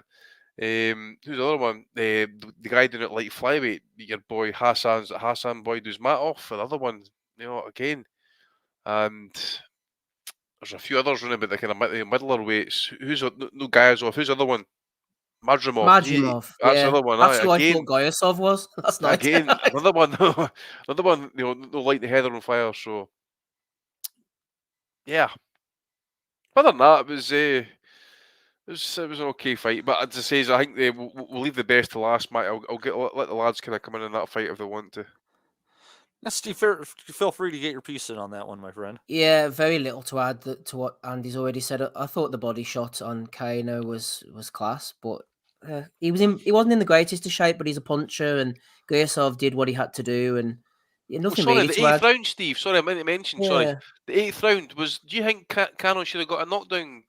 We discussed this off air, didn't we? Didn't he take a shot and then get a nudge? What happened there? I'm sure he took 2 straight shots. I'm sure, and then I don't know if it was a shot behind the head or just the side of the head. Yeah, he ended up in the deck anyway, and it was called a slip. He caught him with a left hook, and then he was coming around, sweeping right behind it. and he caught him. He didn't even catch him behind the head. He just ended up cuffing him, and then coming back to his body, he just kind of threw Giyasov down. So it could have been a knockdown, but I think the only reason he ultimately didn't get a knockdown or more scored out of that sequence is because he ended up cuffing and throwing Giyasov to the ground. I'm laughing at Johnny's comment in the chat that Danny Williams up next for Jalalov. Wouldn't be surprised. Probably would be even closer to the truth. I think as well, Giyasov, he got the win. That was the main thing. That was a WBA, eliminator. And they're talking about him fighting Stanionis now. If they just get on with the bloody fights, man, inactivity is just killing the sport at the moment. And Giyasov against Stanionis, we're going to wait another year for that probably. Stanionis has been out for about nearly 2 years at this point. That would be a really good fight between the two of them. Can Eddie and the PBC get their heads together and make it? Hopefully so. Really killing my interest in the sport, like just not getting these fights. I think it's one of the biggest problems at the moment. We talk about drugs, we talk about organisations, sanctioning bodies, all these different problems. I think inactivity and fighters fighting, I'm not saying they need to go and kill themselves for 5-6 times a year like Sugar Ray Robinson and whatnot back in the day, or fighting 20 times a year. I'm not saying that at all, but at least twice would do. Even once in some fighters' cases. Stanionis, Giyasov, I tell you, bet you any money it'd be 9-10 months before they even fight, if they even fight at all. These guys have got to fight each other, man. Mediocre fights, Andy, we're waiting for them. Not even the big ones. Just the sort of time-passing fights aren't happening. That's what I'm saying, mate. You go through that box fight sometimes looking for something, you're like, there's nothing really on there. I mean, I don't know the last time I actually sat and watched a high-end event on a Saturday night now, actually. Ken, it's been a long time. You know, prime time UK, you know, been a long time. They just need to get things moving. We wait for so long, and then something comes along, and then we don't see the guys again. Just need to get that momentum going. Get Stanionis, Giyasov in, man. Even like Boots Ennis, Boots Ennis has had his he's been upgraded to champion. We fucking haven't seen him. He's a hide and seek champion. Like, we haven't fucking seen him. He must have serious legal issues outside the ring in terms of management and contract issues. He must have. For a guy in his, what is he now? He must be mid-20s, eh? He's at the prime, the absolute prime. He's physical. Yeah. He's the heir, he's the heir to the guy. Oh, he's supposed to be. Welterweights. Like, he's supposed to, exactly. He's the guy that you should want to see. He has everything, it seems. Punch, he's stylish, he's fucking. But the problem is, mate, we anointed him literally like almost 2 years ago. We anointed him as like the heir apparent, and we're still waiting for business to happen on the other side. You know, it's not happening at all. Yes, I think with all the kind of redevelopment and all with the new network deals and stuff, that's obviously fucking holding up massive fucking amount of fellas contracts if they're all on that roster, so they have to fucking figure it out. But when you see PBC coming back with like Thurman Zoo and Raleigh in the fucking pitbull, like, it's not, where's the fucking, why is Boots Ennis not like, why is he not front and center of their assault? Like, I'm wondering, do you know that way? Like, what's the hold up with him? What's the 100% got to be contract? Got to be contractual, maybe. Because it just has to be. There's no other reason for it. I mean, as I say, you've got a guy primed, ready to take over. Power, switch hitter, could clearly go up at least a couple of divisions. He's going to be too big for welterweight in the next, if he hangs about for any much longer, possibly. The prime could pass him by, and as I say, he's even picking off the likes of like a Thurman is pointless. That's why he killed Thurman now, like, and they could have kind of been more active with him and have him beating up these guys on the way to kind of bigger fights. You get me? Like, to use all the 47 pounders or 54 pounders like the Danny Garcias and all that. They could have had all those fights with him, like, and then you'd be thinking like, surely you cash out one of the Charlos with him eventually. Do you know what I mean? Yeah. Well, the boots is mandatory. Rob is Cody Crowley, but not I don't want to be one of these sort of go back in the past wankers. But back in 1988, when Michael Nunn won his world title off Frank Tate, in under 2 years, he defended against Juan Roldan, Sumbu Kalambai, Iran Barkley, Marlon Starling, and Donald Curry before he got knocked out by James Toney. It's night and day, man. Boots barely fights him once a year. Yeah, and that's the thing. That's the thing when you're talking about, like, I'm even talking about Tank, like, he's as Ellerby calls him, a major pay-per-view attraction. But that means these days you're lucky if he's out at once every 18 months. It's fucking. What are we supposed to talk about? You know what I mean? It's fucking crazy. Talk about nothing to talk about. I was just going to say, Mark Stark makes a good point there on that as well. It's getting to a point now where, because the money seems to have dried up, everybody's waiting for that phone call for His Excellency. Yep. Come Yeah. to Saudi, there it is. And this thing, inactivity is going to get worse. Fighters holding off for the Saudi card slots. Again, it's a lottery, really. You're waiting for that call to give it, and you got to bring value of some sort to get the eyes on this on the event. It's a lot riding on it. I thought, like, he was. I thought it was a very strange decision to have. I'm going off on a tangent here now, but I thought it was a very strange decision to have AJ fight Ngannou. Like, I can't see the reason behind that fight. Like, it's such a high risk. I still think Joshua beat him or whatever, but like, it's such a fucking risky fight to have him completely. Like, his career will be over if he loses to fucking Francis Ngannou. Like, and then, like, how do these two events go? So there's AJ and Ngannou, and then Fury and Usyk. Like, and you'd expect there to be a ton of fights on those undercards. So if they're like a massive success, those two events, surely he'll go down the weights then and start like making welterweight and lightweight tournaments. He's already made it clear that he wants Haney and Tank in Saudi. So like, if he kind of seems to have the blank checkbook to make these kind of fights happen. So maybe that's what fighters are doing, and their managers, anyone worth their salt, is like, maybe don't take a fight in the Barclays on the undercard. Like, we could get to Saudi Arabia, baby. Do you know what I mean? Hey, all I'm saying is, if anybody sees Tank's probation officer driving around in a new Rolls Royce, we're getting that fight, and it's going to be in Saudi Arabia. So anyway, let's get further down that card before we end out further into La La Land here. Let's see here. In what was a good fight in kind of a reasonably crazy shit show in some ways, Antonio Vargas getting a 7th round stoppage over Jonathan Rodriguez. Vargas going down in the first round off of a sweeping right hand, I believe, from Rodriguez, only for Rodriguez to get dropped in round 2. But while he was on his knees, Vargas uncorked a freaking left hook on him and had 2 points deducted on him for hitting Rodriguez while he was down. At that point in time, Rodriguez was able to box fairly well, but around mid-5th round, Vargas took over, started laying some shots into Rodriguez, and was able to put him down again in 7. And as I recall, the ref just kind of the corner pulled the plug on it, potentially even. Steve, did you see this particular fight in what I think this might have been the most entertaining fight on the card? Yeah, I was just about to say probably the fight of the weekend, and I thought, oh, am I forgetting anything? And then I thought, well, who cares at the end of the day? I'll just call it the fight of the weekend competitively. Although Rodriguez, it felt like he was doing his absolute most to kind of cling in there. He had the power and the surprise. I think Vargas is maybe a little bit, not really chinny, but he takes a flush shot. He's defensively irresponsible, probably be the best description.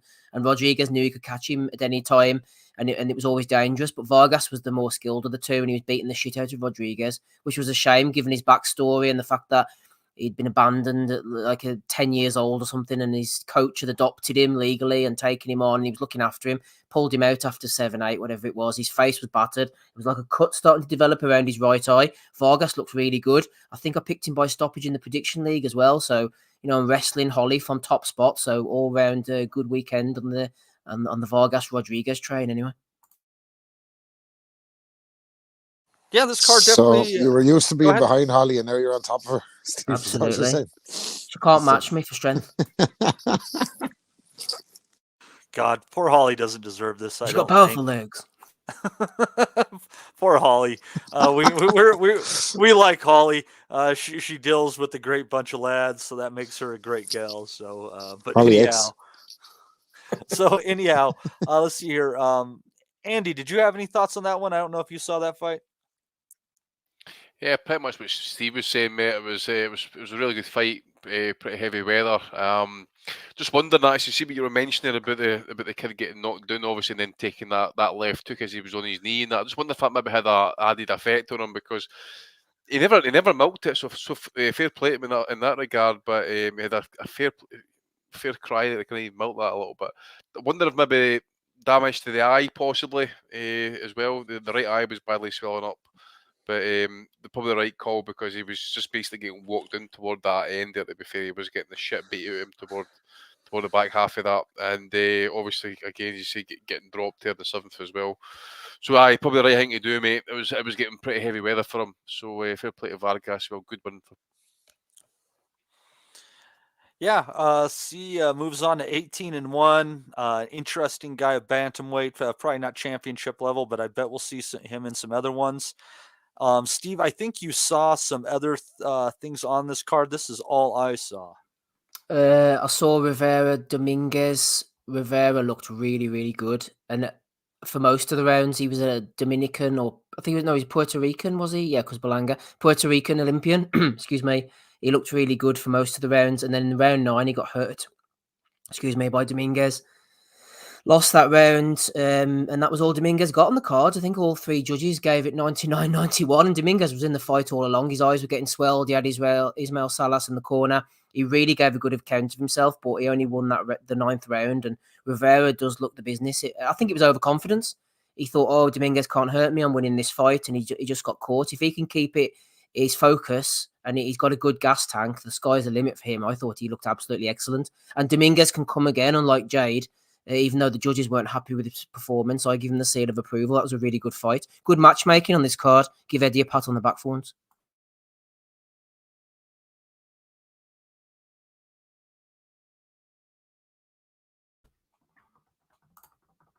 Oh, sorry. Matty's BRB. Go on, Andy. Did you see Rivera against Dominguez? So I remember now, mate. I think they're flyweights. Oh, or that was a 4-0 kid for Puerto Rico. Aye, he seemed to be quite the business, to be fair. Don't know if it was a 99-91 scorecard. No. In all honesty, I did think Dominguez was. Oh, he was certainly kind of standing and trading at times, but I did think Rivera was the winner, but no by that margin, to be fair. But yeah, I agree with you actually as well. I think it was one of certainly kind of in terms of depth of the card. I think the quality it was pretty decent for once. So obviously had the Vargas Rodriguez fight. Obviously it kept interest. Giyasov, Cano, probably not so much. It was more interesting the fact that Cano was mere a question as to what he had left. Cruz again. If he'd mixed it up a wee bit different and was able to kind of force the issue and get the stoppage, it would have been a wee bit more of a statement. But hey ho.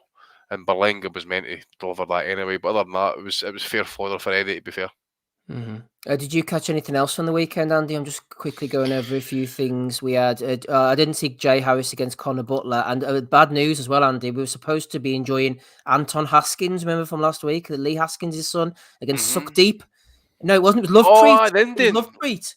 Love Dick or something like that. Lovepreet never turned up. Love he ended Prick, up fighting a Nicaraguan over 6 rounds, unfortunately. No Lovepreet. Never seen it, mate. I don't know if Matty, if he's back yet, but he mentioned the result for Jay Harris. He said that, I'm sure did he not mention before we started that it was a good fight? So I wonder if Jay Harris against Conor Butler. The Nutters were watching that. They said it was a good fight. European title was on the line. British and Commonwealth. I didn't see that one myself. No, this was the Haskins one I was referring to. He's supposed to fight the Indian guy who didn't turn up. I remember he mentioned the Indian guy last week because he had that odd name. But just to go back to Jay Harris very briefly, actually, I mean, fair play to him. I mean, forget how far back we're going. I'm sure he was European champion and back a few years back. Yep.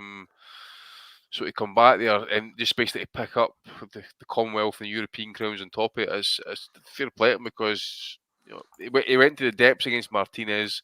Sandoval, who is a bit underrated fighter in my opinion, and that basically bodied him literally. I think Flores done the same, and it's been a bit of a rebuild. He's had to come back there at the domestic level, and that's what you got to do. Go back to old school. Got to go back down the level, rebuild, get a few confidence builders, then get back into the mix and pick up that European title as well. I just want to double check the rankings to see if he's maybe even in the top 10 at this point. Flyweight. Not really seen his name just jumping off the page to me just now. That was a flyweight, wasn't it? Definitely European title usually gets you a nice ranking as well, doesn't it? Top 15, nice top 15 ranking, but I'm not seeing his name in the top 15 just now. So watch the rankings over the next month to 6 weeks to see if it maybe updating Jay Harris appears there, which I think he will, having the, as Ozzy would say, the traditional roots. Commonwealth, British, European. So yeah, I might go a top 15 call possibly. No, that was a hell of a performance, I thought, by Harrison. What was a really fun fight where they both did some good inside work. But Harris, he just was able to get inside and just work the body, and he wasn't just tapping into the body. He was just swinging those shots in there. Absolutely shocked that Butler didn't get stopped in that fight. Honestly, it was a nice comeback performance by Jay Harris, 100%. Maybe this is his level, but he can make an all right living at it, and he looked fantastic in that fight last night, I thought. We mentioned everything there, Matty. I didn't mention Salita. I don't know if you wanted to go to him. DAZN, I didn't wasn't get it, a chance to originally? see that card. I never did. Did you? I did. I can give you a quick rundown if you want before we move on. Go for it. So it's Ardreal Holmes Jr. in the main event. Went in against Marlon Harrington. Harrington was a bit of a puncher coming in. There was a bit of beef between the two of them. Holmes obliterated him, dropped him 3 times, knocked him out in the second round. Ali Ismailov was on the card as well. I saw him fight before in a showbox card against Charles Foster.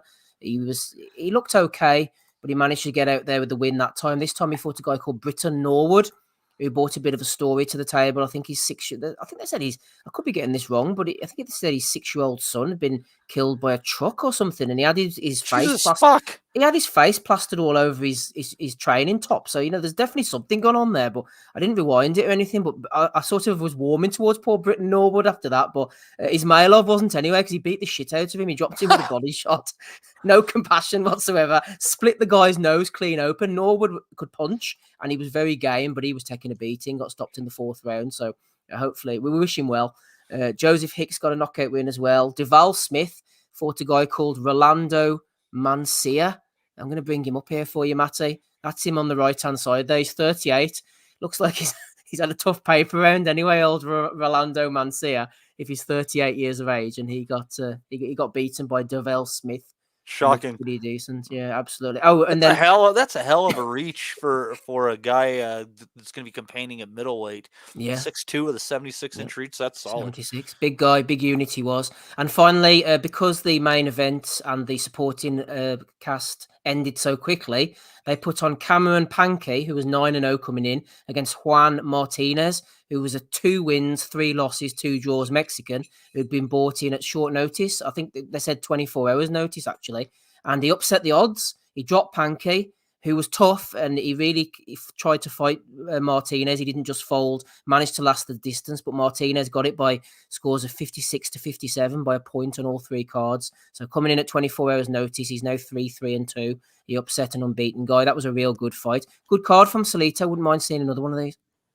Yeah, it's a Tuesday night, so, you can't expect a lot out of it, but it's nice to have a chance to see some of these prospects on there. So fantastic. Absolutely. It was in Michigan as well, so giving them something to shout about. Yeah, might end up seeing the quote there. I bet if she wasn't training for her MMA fight, she might have dropped by. Absolutely, yeah. Let's see here. We got a couple of comments. Let's see here. Let's see here. So Mauricio Solomon said, very proud to announce a sensational fight which the WCBC Boxing has approved to sanction for their interim light heavyweight championship, Benavidez versus Vosdick. Wish the best of luck for both champions. See here. What? Yeah. At Tony Pem says a couple of things here. Firstly, why wouldn't you order Canelo Benavidez? Probably because Canelo told you to watch your step. And secondly, why would there need to be an interim champion? Better be have only just defended the title. What a fucking clown. The WBC is a joke. Are they going to have Charlo's title finally relinquished at 160 now that he's in the conversation to fight Canelo at 168? And I mean, give me a fucking break. Give Andy a break, man. You iced his ass. Yeah, WBC didn't like what he was going to be saying. Finish that shit right quick. He was about to go off on one then. Oh, here he is. He's back now. Andy, censored. I need to speak to you about something about this, actually, see if you can help me with it. But anyway, that's not the main point here. The topic is, how the fuck has Vosdick somehow managed to get this whatever it is, this title shot? Tell me, because what I can see in his record was 3 fights against absolute trash. Let's just put it politely, right? 3 fights. And I'm glad to see him on the comeback, but there's more steps that should be involved in before you. It's a joke. He was put in the hospital with Peterbiev, right, for fucking days. Right, he comes back, has 3 fights last year, some sort of tune-up. Next minute, he's getting a fucking title fight. I wish I might, man. What the fuck? It's crazy because it's at the stage. I know we talked about it before, but like they should just fucking bend the belts off at this stage. What do they mean? Like, what the fuck do they mean? What does it mean? Like, if Benavidez is the #1 guy at 68, but he can't be the fucking world champion at 68 because the best fighter at 168 is not going to fuck that holds all the belts is not going to fight Benavidez. Like, no matter what the fucking situation seems to unfold, they talk about it, he was moving to PBC because that was the big fight he wants to give the fans. I don't know who's responsible for it, but it looks certainly like fucking Suleiman's obeying his paymaster there. It doesn't seem like he's keeping Benavidez away from Canelo. Like, what's the point of the bets these days? Like, you find out who the best fighter is if they fight each other, but they never do. Like, so you got to think about it. You don't want to piss Canelo off and have him just dump the belt, because if you're getting they get like 2.5% or something like that as a sanctioning fee when all these unifications are in. So 2.5% of $35 million. I'm not going to do that math right now, but I'll tell you this. That's a lot of fucking money. No, like I get from a business point of view, I get what he's doing, but the sport suffers. Like, it's like, why the fuck do we care about the sanctioning bodies if they're going to do this? You know what I mean? What's the point of having their world champions if they're deciding who the fucking guys are fighting, when they're fighting them and that? Like, I don't know. Well, wasn't that the point when BBC kind of started? Wasn't that what Al Heyman was trying to do, is push the sanctioning bodies out? Don't think Al Heyman started the BBC, though.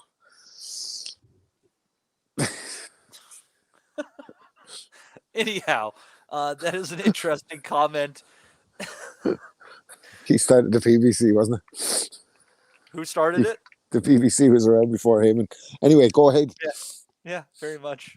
Anyhow, let's go to the next comment. Let's see here from Marcus Bellinger. He said, "Hey, lads, it was no surprise to me that Junto Nakatani made a statement dispatching Santiago in ruthless fashion, and given his size and frame, he could actually go up to a higher weight than Inoue and will be a formidable opponent in the process. Nice win for Kosei Tanaka, and a unification versus Martinez would be a cracker. I am a fan of that. I like Martinez a great deal. Also, a very good win for Takuma, and after reading Chocolatito is moving up to bantamweight. I only hope they put him in with Takuma rather than Nakatani. I think that Chocolatito is going to get smoked at bantamweight personally. Only the featherweight doubleheader next week, and I think Raya Abe, you bastard, could give Lopez some problems. Abe hasn't lost in over 4 years, beating some touted prospects along the way, and his performance against Kiko was impressive, but of course Kiko was well past his best, but he could still punch. Abe punches a bit harder than his record suggests, and his movement could present some issues for Lopez. Finally, I'm picking Kolmatov to beat Ford, who at times has looked okay, but has also looked beatable. Keep up the good work. Cheers, Marcus." Thanks for that, Marcus. Yeah, no, there's other cards on next week, Marcus. You just mind your mouth, sir. That was, tell you what. But anyways, I like some of the points that you made in there for sure. I don't know, man. Steve, for me, I think Chocolatito, with this amount of inactivity over this time, moving up another division when he was already, pretty freaking squat for all divisions he has competed in, maybe short of minimum weight. I think that's a bad move. I would rather see him hang it up than wing it. And I just think he's looking at disaster at 118.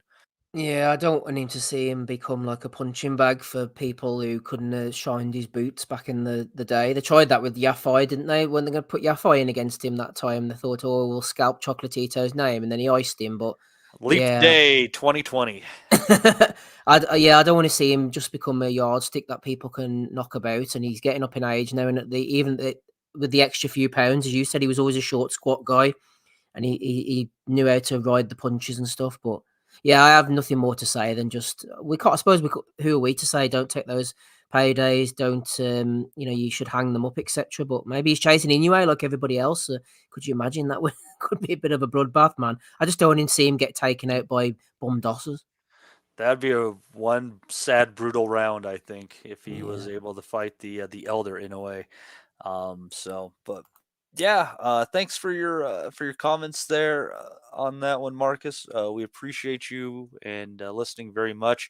Also want to take a chance to appreciate all the people in the chat that we can name at this point in time. Sorry for anybody I missed. We got M. Lithgow, Mark Stanton, Thomas Newman. Johnny is in there, number 1. Will Ballston, MB, the Dr. FMG showing up in here. Let's see here. Badass Boxing Training is in here as well. Josh Ford. Take Ames. Yes, we will name Take Ames. What the hell? There, that was weird. Let me scroll up. Iron Fisted Champion. Harvey Price Boxing returns. Michael Thompson. Ray. Let's find one more in there. AP. And Ian John Lewis. Is it the real Ian John Lewis? God only knows. We thank everybody for being in there and taking a listen today. Appreciate you very much. Yeah, so let's move on here. I think we can get to these fights. Folks thought there wasn't much going on whatsoever. Oh, that's where you're wrong. That's where you're wrong. Let's start it off over here on Wednesday. Going to have a Pro Box card. Everybody knows how much I love those. Going to have 17-1 Justin Paldo taking on Miguel Medueno, sitting at 30-2 in a lightweight battle. Going to have Senpatar Erdenebat. I hate that name, but he's a hell of a fighter. Taking on Mohamed Samaro. That's going to be in a lightweight battle as well. Interesting. Then a guy with let's see here. Najee Lopez. He's a sharp prospect. 9-0 taking on Marcus Escudero at light heavyweight fight. And a guy with an interesting name.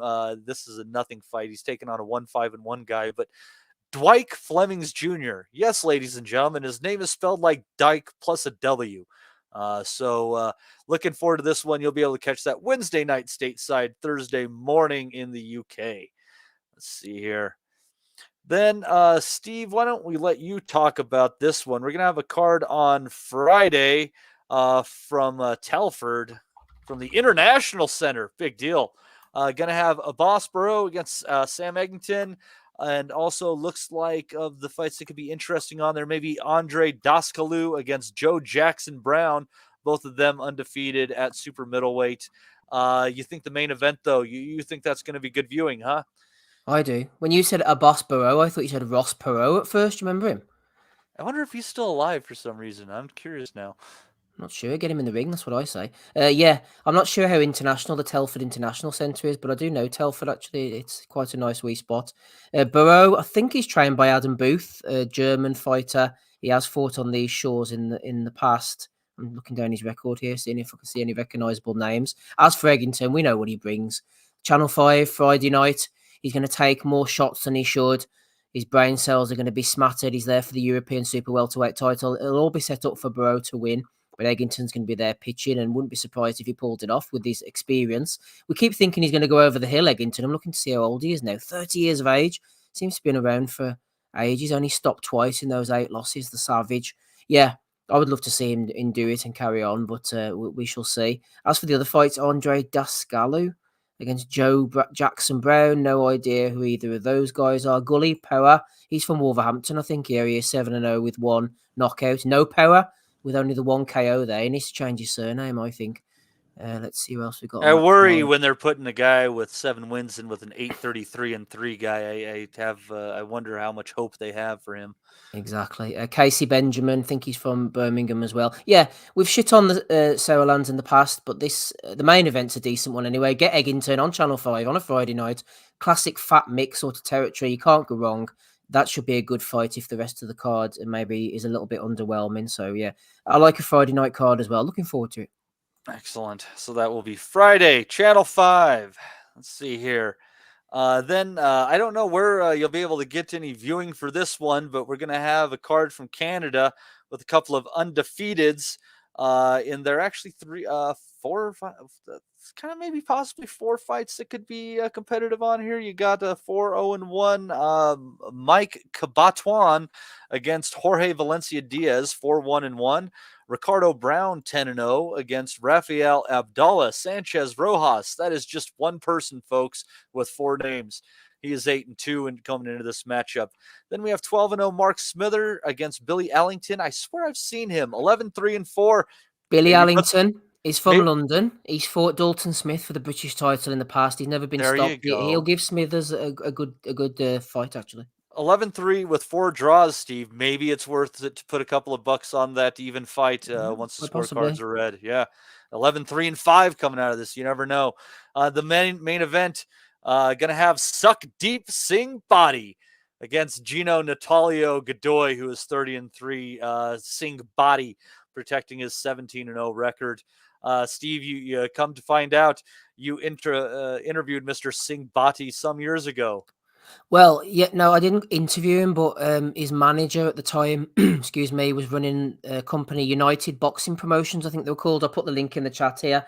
I wrote the script for a promo which featured Singh Bhatti. I think he was about 2-0, 3-0 at the time, back in 2018. They thought he was going to go places. So here he is, 17-0 now, fighting an Argentine, being mentioned by us on a Sunday evening. So he's obviously made it. So that's my connection to him and United Boxing Promotions. Well, rah suck deep, kick his ass, huh? So anyways, there's your Canadian action that we'll have. Then on a fight that I am going to be attending. Yes, I will be in Puerto Rico this next week. Gonna see Amanda Serrano defending her title over 12 rounds against Nina Meinke, who's been in there with a fair number of names. We'll get into that one in a second. Jonathan Gonzalez finally breaking, well over a year of activity against Renee Santiago, who is definitely on a hell of a run here. Christopher Diaz taking on the 18-1 Headley Scott with nary a name on his resume. Then you have Pedro Marquez Medina 15-1 taking on Brandon Valdez. That fight actually looked interesting as I looked into it a little bit. And then Jake Paul going to be taking on Ryan Borland 17-2. And if you want to see an interesting knockout from some years ago, go look up the footage of Ryan Borland being knocked out by Israel Doofus. He got whacked by a right hand, much like the one that Jake Paul throws. So let's hop on over. Andy, real quick. I know Gonzalez against Santiago might interest you. I know maybe the main event not so much. What are your thoughts on this card? On the card itself, mate, I've just pulled it up there. Not really much there really to write home about. I says the main event. I don't really know much about the opponent, but I do know a wee bit about Gonzalez. He is your classic counter puncher, does it off the back foot. So I don't know if you've got any information on Santiago that you can maybe add in here. But if he's a come forward fighter, the two styles might gel if that is the case. But good to see. It's all Puerto Rico rivalry as well. I mean, obviously two Puerto Ricans, but good to see that Gonzalez is actually getting a homecoming fight. I mean, this is his first fight in Puerto Rico since 2017, from what I'm seeing here. So I think he's going to lose, Andy. I was checking out Santiago. Yeah, Santiago against Kevin Vivas. From I believe this is from last year. Heck of a good fight. Santiago getting a stoppage in the 12th round with just a viciously hard jab to the body. I mean, like stuck it the fuck in there. In what was a kind of competitive fight where he was winning, but he can do it off the front foot. He can do it off the back foot. He's linky at the weight. He kind of throws them kind of slingshotting punches. An inactive Gonzalez who has been stopped in the past. I think Santiago, who has had an interesting run, if you kind of look up his box rec, it's interesting kind of travels there. I think he's going to pick up this title. I really do. Interesting. In terms of other on the card itself, mate, other than that, I don't think I'll be tuning in to anything else, to be fair. So I'll let you pass it over. Yeah, Steve, I think the Christopher Diaz, this is a good fight for him because the guy with a shiny record, which doesn't seem to have much behind him. Diaz getting the wrong end of the stick in some fights. I think I might have had him beating Isaac Dogbe for some reason. He's a good fighter, and again, Jake Paul tries to give some decent fighters some chances on these cards. Got to give it to him. Yeah, that was the fight that stuck out to me, actually, was the Christopher Diaz one. He's one of these kind of top-ranked bridesmaids. They brought him in against Ito back in the day and then regurgitated him against Stevenson. He got to the last round against Navarrete before he got knocked out. And Dogbe, you're right, it was a majority decision, so it was a relatively close fight. His opponent has a shiny record. He has a nice afro as well, which I'm a fan of. But he's 18-1. His one loss was a knockout to Giovanni Cabrera back in 2018. So I think he has a shiny record. His last opponent was 1-3-1, who he knocked out in Jamaica. So I think Diaz, this is his chance to get back on the train here. If he's got anything about him, he should be knocking out this Scott, even though he's 18-1. As for the other guys, Gonzalez, yeah, he's kind of fallen off my radar. I've seen him fight in the past. Can't think against who. I see Santiago, 12-3.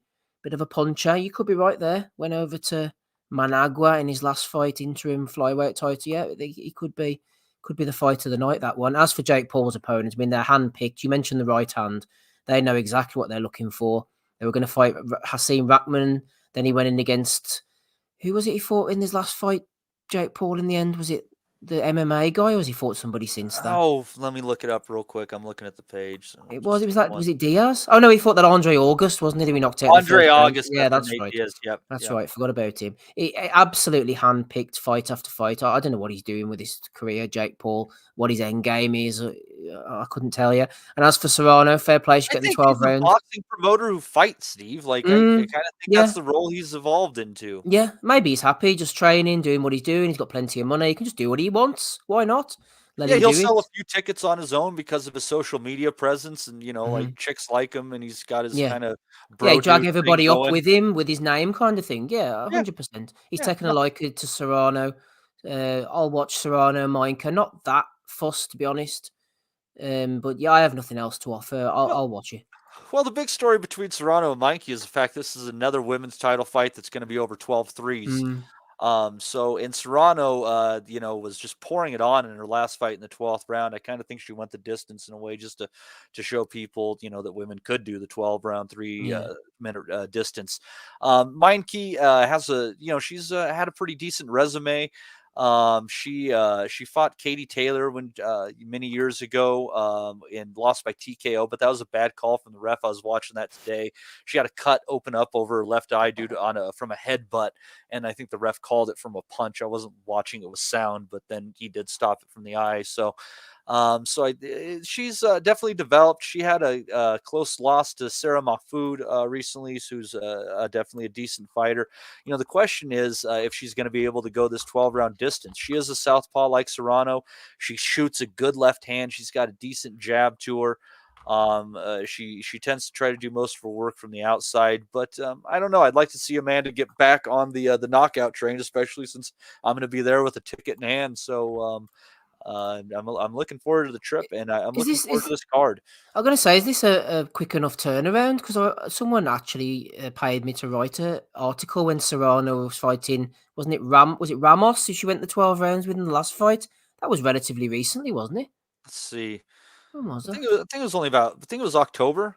Oh, right. Daniela Ramos, it was October 27th. So 1, 2, 3, 5 months. Over 4 months. 4.5 months. Time flies. But we're talking about fighters staying active, and she is. I mean, you got to give Serrano credit. I mean, she from this era of women. I mean, it's really. Clarissa Shields might end up ultimately be like the best boxer of the bunch at the end of the day, but I don't think she moved the needle the way that Katie Taylor and Amanda Serrano. Yeah, it's all about matchmaking, isn't it? Their styles translated. It was Clarissa to a certain degree against Savannah Marshall, but Marshall wasn't really on her level. And the fact that Clarissa Shields, despite what she says, she can't punch, I think that hurts her as well. She can't produce those highlight reel knockouts, whereas the likes of Serrano and Katie, they're not really knocking out anyone highlight reel, but it's high action. It always feels like it's relatively close, especially when the two of them fought. Obviously it was. Whereas Clarissa's so much better than her opponent, can't punch. She's such a good boxer with a good engine. She doesn't bring the excitement, unfortunately. But Matty, you did mention Sarah Mahfoud. And I remember going back in the day to the Mike Tyson undercards, one of my favourite female boxers. I don't know if she's related to her. Valerie Mahfoud, a fine-looking woman. So she was. There she is on the screen. Old Valerie Mahfoud from the early 2000s women's boxing scene. Things have moved on since then. Not sure what she's doing these days. This might be wrong of me to say, but I think there's a reason for that necklace around there. Might be hiding something. Well, I don't know, but that was Valerie Mahfoud. I think she fought Layla Ali back in the day. Anyway, there you go. Okay. Anyhow, I'm gonna go there. It's just one of those things I noticed. You're such a cynic, Matty. Anyhow, looking forward to that card from Puerto Rico. Rob, do you have any thoughts on the card from Puerto Rico? I don't want you to stay silent for too long.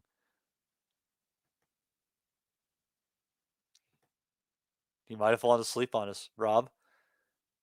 I fell asleep. I was daydreaming that I was in Puerto Rico there. That's what happened. That's why I couldn't answer. I'll have a couple extra rum drinks in your honor. Definitely. I'm just happy that you're getting. I wouldn't give a fuck what the fights were like if I was in Puerto Rico. That's the truth. I'd be just happy to be in Puerto Rico. So more power to you. Mike Check Barrique was on the set. Amen. Going to tour the Bacardi factory. kayak Ooh. with manatees. It'll be a good time. No, fuck kayaking. I'm not doing any kayaking. I'll be on the beach chilling. Fuck that shit. Might Glass get a bottom jet ski. kayaking. Jet ski or something like that, but I'm not getting on a fucking kayak. No chance. Not getting a fucking kayak, he says. All right. Well, one more card here. And then it'll be time to close her out with Stephen the Bellew of the Week. But we got some time for this card for sure. Gonna be from Verona, New York at the Turning Stone. Been many good cards there. Another top-ranked card. It's going to be headlined by Luis Alberto Lopez and Raya Abe. Also on that card. Let's work our way up. Got a lot of the kind of prospects on there. Oh, look at that. Nico Ollie Walsh has been welcomed back from being kicked out to Africa for his most recent fight. Going to be taking on Luke Iannucci. 7-0. Interesting. Taking on an undefeated opponent there. We'll see how that goes. Struggling with Italian surnames, Matty. I have never seen Iannucci before. Iannucci. Too many vowels going on for my liking there. Yeah, I don't like the fact that there's consecutive consonants. If I can remove those consonants, I think it looks better to my eyes. Yeah, he needs to up his game, him. Yeah, they're just cheating to Scrabble at this point in time. Gonna have 14-1 Bryce Mills and 6-1 Gertfred Nagayat in a 140-pound clash. Brandon Moore 13-0 against 9-6-1 Helleman Olquin. Gonna have Floyd Diaz 10-0. He's actually a pretty sharp-looking prospect. He's good. Yeah, he's good. Against Edwin Rodriguez. I don't think it's any of the Edwin Rodriguez we're thinking of. Bantamweight 12-7-2. Let's see if he's fought anyone. That's a lot of fights. He might have actually fought someone we know. Floyd Cashflow Diaz, that is, Matty. Cashflow's his name, like the wealth machine. That's right. Yeah. Let's see here. He's fought Gabriel Murataya, who I think is Raymond's brother, Dylan Price, Joshua Greer. He had a draw. Saul Sanchez he beat as well. He's not too bad, this guy. Yeah, he's had a good run of form here. This might be a little bit of a better opponent. Yeah. Saul Sanchez was the guy you remember fought Jason Maloney last time out on that Quebec City with the Beterbiev Smith undercard. Uh-huh. He beat him. Yep. And he had a draw with Joshua Greer. That was in the bubble. A little bit inactive recently. Nothing in 2022 at all. Just beat a 9-0 guy, though, and is coming back. So, yeah, might be a little bit of a better test for Floyd Diaz than we thought. My apologies for speaking poorly of one of the midi Edwin Rodriguez's that we've spoken about over the years on this podcast. Troy Isley putting his undefeated record on the line against Marcos Hernandez, 16-6-2. Let's not make the same mistake, Steve. Let's see here. This is the one who fought Durrell, I think, isn't he? Didn't he fight Durrell before this guy? Yeah, he's the one who beat Jose Armando Resendiz. It was the only loss on Resendiz's record before he lost to Elijah Garcia last time. Okay. So, yeah, let's draw with Brandon Lynch.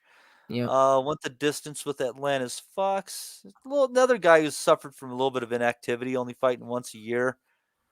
Yeah, it might not be a bad time. We'll see. That's might not be the worst fight there. Rohan Polaco taking on Tariq Zaina. This one I'm interested in, Steve. I saw Zaina it's Tarek Zaina. I saw him on a Pro Box card recently. He's a back foot boxer. He's a Moroccan who was educated in England, who is now training in Mexico. To be a boxer in Mexico. I don't know what's going on there.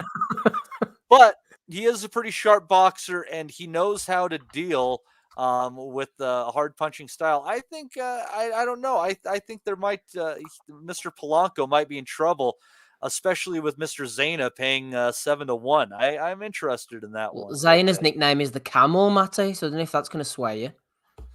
One hump or two? I don't know. Give me plenty of water between rounds anyway. You want plenty of water in between humps at this age. You know what I mean? We're scraping the barrel here, aren't we? That's what I'm here for, baby. I'm kind of glad. See, I guess I'm kind of glad I'm going to be in Puerto Rico and I'm not going to have to go through this 5-hour card as I'm working. There's no justice. Like, I'm in fucking Wexford. This cunt's in Puerto Rico. Like, where's the justice in this? Like, fuck's sake. Yeah, I don't Shit, know, so man. it's not doing that kind of language is not doing much for the shadow banning, is it? Sorry, guys. I don't know. I don't know. Did you piss off God, Rob? Have you? Do you have anything to confess? Well, that's a Never good let thing. him out of that booth.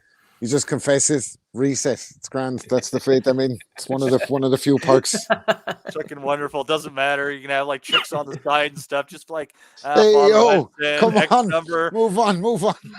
I'm not talking about you. I'm talking broadly to some people. What's next for Father Dave? Father Dave absolving Rob.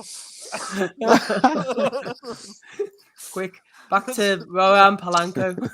So anyway, we got past that. Brian Norman Jr., who I can't remember who he fought last time out. I still seem to remember him being in a stinker of a Quinton shit Randall, fight. wasn't he? Yeah, Who lost at the weekend. Oh, yeah. God, what an awful fight that was. Going in against Janelson Figueroa, Boca Chica, who is usually good bang for his buck. You never know. Boca Chica just might pull the upset in that one. And then a fight that some people think might be fairly interesting. Otabek Kolmatov against Raymond Ford, both undefeated. This is for the vacant WBA featherweight title. I don't know about this one. Steve, what are you thinking? First of all, just quickly, you're right about Norman. I'm looking forward to that. He's been touted as a prospect, but he always seems to under-deliver a little bit. I don't know if there's something missing. And Boca Chica, he's on the losing side these days, but I agree, he'll bring it. So he'll find Norman out if he's got anything hiding there. As for Ford, something tells me, I might be thinking of Sims, that Ford was something to do with Eddie and Matchroom at one point. Yeah, he fought Bellotti in the garden with the pizza back in the day, knocked him out in the third round. So he must have been, I suppose. I don't know whether Eddie just got rid of him and got fed up, but he's a good little fighter. He seems to have found his way here. Knocked out Sicaria Lucas. Who did he? He fought somebody before, didn't he? Who did he fight? Let me see. Tug. Oh, he drew with Tug. Didn't he lose to Shakur? Anyway, it doesn't really matter. Who cares at the end of the day? Let's get out to his record. Medina and his Jesse Magdaleno. He beat Ford back in almost a year ago. So he's been inactive. He's going to have to bring it against this Kolmatov because he's a good fighter. Somebody was telling me during the week, and I can't remember who it was to credit, that Kolmatov was a good guy. I know Marcus Bellinger was saying that he fancies him for this one. 12-0, 11 stoppages, looks like a solicitor on his box rec photo. Yeah, Ford's going to have to do his best to run out the way. That's when I've seen Kolmatov fight, Matty. Thomas Patrick Ward in Newcastle back in 2023. That's right. He just beat him down, didn't he? Dropped him numerous times. Really good fight, this. If Ford can stay on his bike, then I think he'll win. But Kolmatov's going to be bringing it from first to last. Vacant world title fight. Props to ESPN and Top Rank. I don't give them much credit, but I like this card. I think it's really good. Yeah, it's there's definitely some interesting fights on there. Bob's still working through all of these undefeated prospects. Interestingly enough, not very many of them in the same division here, so you can't. I wonder how much Bob has to do with it these days. To be fair, other than being a bit of a mouthpiece and turning up stoned at ringside. I don't know. Wouldn't it be nice to have to not blame Bob for some of the dumb things the Top Rank's done recently and say it was Todd or someone else? Todd is to blame for all these 10-rounders. Fuck. Todd sounds like the kind of person that you'd fucking blame, right? Is Todd. Remember, I think that was one of the names that was mentioned in the Carlin bit about weak names making weak people and wanted to bring back Jimmy, Johnny, and Billy. Fuck yeah. Todd, Tyler, and Kyle. More Brocks. Brock. God, that sounds like it's fucking, they're just looking at some food and they're like, if we cut off the Oli, it's kind of hard, isn't it? Like, yeah. 10-round Todd, says Michael Thompson. There you go. So, anyhow, before we go too Mark far. is fucking stupid naming their kids. They're naming them after like fucking Irish villages and all as their first name. Here's my child, Monaghan. What the fuck did you why are you calling the child that? Crazy. People think of some of the dumbest shit, and I think like the best chances you saw to see that like hear those names and see them in person was on the paternity tests on Maury. Like it's totally not a race thing; it's an economic status thing. Like I don't know if it's because they can't spell or they don't want to spell, but they come up with some fucking crazy shit. That's for sure. There's a commercial on for some fucking prescription drug on TV called Sky Rizzy, and I'm just like, I'm waiting for the first time I hear someone call out for their kid Sky Rizzy on in a Walmart somewhere or something. It's only a matter of time. Anyhow, Luis Alberto Lopez in the main event against Raya Abe. For some reason, I think Abe beat Kiko Martinez recently. Lopez not looking the greatest last time out. Who was that he was against the last time? Joet Gonzalez, wasn't against it? Joet Gonzalez. That's right. Gonzalez kind of turning it on, and some people thought when he went to the scorecards, it was a little bit of a pick'em fight. Is Lopez having a little bit of trouble going the distance because he's having trouble making weight? I don't know. Abe, I don't know. I suppose he's a decent enough fighter. But Andy, what are you looking for in this one? We'd like to see Lopez in a unification at some point. There's a featherweight title belt right below him. What are you hoping for in this fight? I'm just going through IAB's record again. Bastard beat me to Abe Maria. Yeah, bastard. Sorry, Eddie. Well, you go first then, mate. On you go. No. I was only talking about the joke. Do you think that he was saying anything with substance, Andy? Like, are you new here? I'll be. Well, what I'm looking for really is obviously Lopez trying to keep running here. Obviously, just want to kind of make it. Hopefully, it looks good. Wins by stoppage. We move on. Hopefully, to better fights, unification fights at least. So all we're looking for really. I mean, you're talking about divisions, mate. To be fair, what did you say the best division in the sport was just now? Well, probably 118 and 122. I think there's a lot happening there. That's going to be a lot of fun. Yeah, and there's a lot up for grabs there at featherweight, and really the other one. I mean, any word on Nick Ball against Ray Vargas fight? Is that still in the offing? It's still being mooted. It's meant to be happening. That's Is it really? Because I'll tell you, I really like Nick Ball, to be fair. Yeah, he's all action, and I don't care if he's limited in terms of defence. That guy is going to put you in the mixer, right? He is high octane. When have you seen Vargas struggle with a squat come forward fighter? That's not even close to how O'Shaquie Foster beat him. Like, no, true. But That's his bread and butter. But at the same time, Vargas is getting up age in that as well. And as I say, if Ball's able to kind of slip and slide and get past those long shots and start working that body, that's a heavy fight for him. But anyways, I think it's a division. It's up for grabs, and Lopez is definitely in the mix here. Who do you say was fighting for the other fight? Did you say that title was vacant? Who was the other fight? That's Kolmatov against Raymond Ford. Yeah, vacant WBA, Andy. Right. So, yeah, it should be okay, that one as well. But in terms of Lopez, I just want him to see him remain on top. I'm trying to remember that Kolmatov, actually, if I've actually seen him before. Is this one of the Uzbeks who's been under the radar for a wee bit? He fought that Thomas Patrick Ward in Newcastle, you might remember, Andy. I can't remember who televised that, but I'm sure we watched it at the time. Yeah, wasn't Ward ranked number one? Yeah, for he a while, was 33-0-1. Yeah, and he just came in and beat the crap out of him. I didn't remember the Ward fight, to be fair, mate. That must have been on a low-key show. I didn't remember that one, to be fair. Or you watched it 5-speed and it didn't resonate. No, mate. Phil J. Oh, he's on the. I'll tell you what, Andy. Sorry, it was on the Ritson O'Hara Davis card. Do you remember that random card that appeared one Saturday evening, almost a year ago? Who showed that one? It was like it ended up on, I think, Fight TV showed it on some mad stream. It was Phil Jeffries. Never seen but it, it was obviously like someone else was promoting it behind the scenes, I would say. But Ritson Davis, that was the eliminator for Davis to then go on and fight Barroso, and Ward got iced by Kolmatov on the same card. Right. But I know Ford, he's a decent enough boxer, so he should maybe make it a decent 50-50 rough fight and that. So yeah, it's just looking at it again. Actually, yeah, it's an okay, top main event and the co-main. Yeah, they're okay fights. But in terms of Lopez, mate, to answer your question, mate, hopefully he keeps winning, wins well, and gets unification fights. Because I wanting to see him either against Vargas. I'm really expecting Nick Ball to make moves soon. I don't know if Fulton will come back. In all honesty, Ramirez has got to answer. I don't know if he'll get the rematch, to be fair, immediately. Don't know what's happened with Josh Warrington, if he's retiring or what he's doing. Who's the other one I was thinking about? Had the draw. He's up in weight now. I think is it Lara? Lara he's not up at 130 now, I think. So yeah, we'll count him out of the equation just now. Then.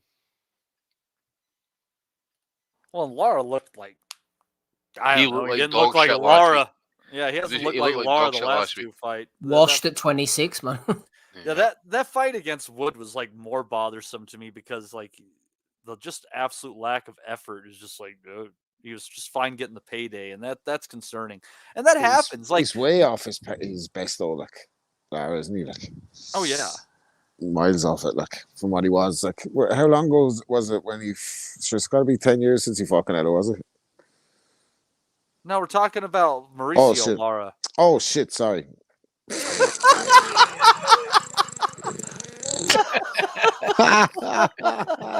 Failure of the week for me. It's half asleep. Oh, that's you on the screen there, Rob. Amazing. Brilliant. What a fucking moron. Brilliant. Sorry, shadow bands. Oh, God love you, Rob. Anyways, that's I think this could be an interesting main event. Obviously, I'll have to catch it when I get back. I have concern. Lopez, he's a pretty thickly built guy. I have concerns about him making the weight. But I'd have to say that he's definitely, in close rounds, if this goes to the cards, he's probably going to get the lean. So I don't know. I think it'd be a statement if he could get Abe out of there, though. I think a stoppage on his resume would definitely help build up the buzz for a potential unification fight, especially if Kolmatov is the one that wins and looks good. Because then you'd have a battle between two legitimate punchers on the last viewing. So we'll see. But looks like there is a little bit more boxing this week than people gave it credit for. Rob, do you have anything to say about this actual card before we get out of here? or maybe your thoughts on Arislandi Lara, since it seems to be so forward on your mind? Lovely misses, yes. No, I'm not necessarily on this card. Move on. Fuck face. All right. Well, I guess with that, Steve, I'm going to turn it over to you for the Bellew of the Week. Oh, dear. Thanks very much, Matty. Matty's here for Bellew of the Week, episode 561. Rob's here as well, and Andy as well. Let's see. Damo sent me in a video to get everybody laughing. It's the bomber Bellew. Just leave him alone. We thought he'd disappeared from sight, but here he is, dancing away with his pals.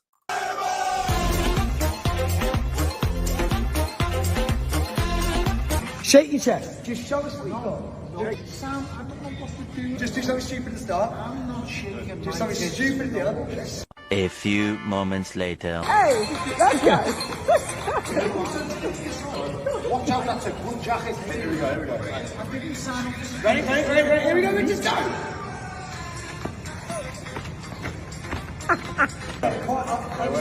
Stop moving on me. What hand do you want to go first? Here we go.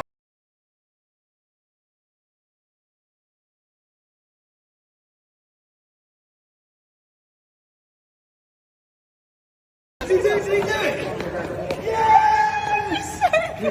Oh, yes! Hates the limelight, does the bomber? Who was the dude in the white hoodie? What's the founder to even do that, eh? No idea. No idea. He's took a lot of convincing there, didn't he? He wasn't going to do something stupid like that, Tony. that dude in the white hoodie is super fond of Anthony. Oh, man. He might fight off if there's a bacon belt there.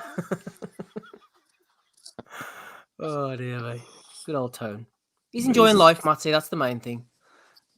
Except when, people are rubbing on him. He didn't seem to appreciate that very much. So he says. Right, let's get on to the meat of the action. We mentioned earlier Devell Smith against Rolando Mancia. We'll nominate him for being 38. Going on 58, he lost, though, so he's having a tough time. Rolando Mancia looks like one of the dudes that was going to kill was it Christian Slater in Training Day? They had him in the bathtub. He looks like he'd fucking be like telling you, I've had my shit pushed in. That's a class niche reference, man. You must be going back about 25 years there, Martin. Great, 20 years. I gave it one last week. What are talking about anyway? No, the Vatos. It was Ethan Hawke, wasn't it? Not fucking Ethan Christian Hawke, Slater. Yes, thank you. All these white guys look the same to me, Rob. Oh, what a movie, by the way. Fucking classic. Fucking hey. Yeah, it was a good film. Anyway, Rolando, we wish him well. That's how much of a fucking G Denzel was in that movie. Eva Mendes was just a side chick. Fucking A. Fucking A. There's Chris Algieri getting woken up, Andy. That's like us trying to get up for those Las Vegas cards.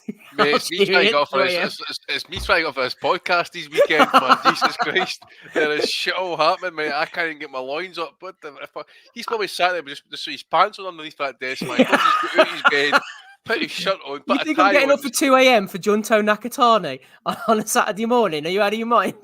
Fucking right, mate. I just gotta say, so Alex Bob says? Alex Bellotti, hold on. Alex Bellotti said, "Is eating you nonce." I don't know how getting that wrong makes me a kitty fiddler. It kind of seems like you're going like a little bit far on me making a mistake on a pop culture reference. We're going to be on minus views this week with the fucking shadow ban. Jesus. Yeah. Oh dear me. We wish him well. Rick Glazer. Someone said, do you dislike Eddie Hearn? He says, I've been questioned if I dislike #Eddie Hearn. The answer is I don't dislike Eddie Hearn. And actually, I think he's a cool guy. But I'm also not fond of hypocrites. And Eddie is the biggest hypocrite in boxing. Last year, surpassing even the incorrigible Lou DiBella for that dubious status. And that's hard to do.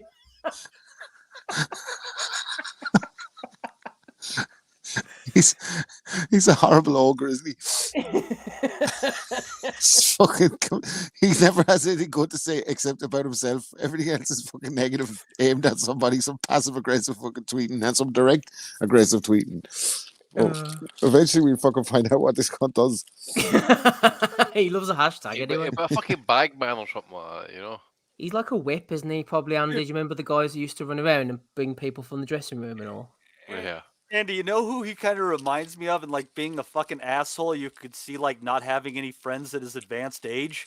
You. Fucking CJ. No, I'm fucking 40. Remember CJ Rock that used to post on the fucking forum? Alright, he shot himself or something like that, eh? No way! I don't know, I just made that up, mate. Oh.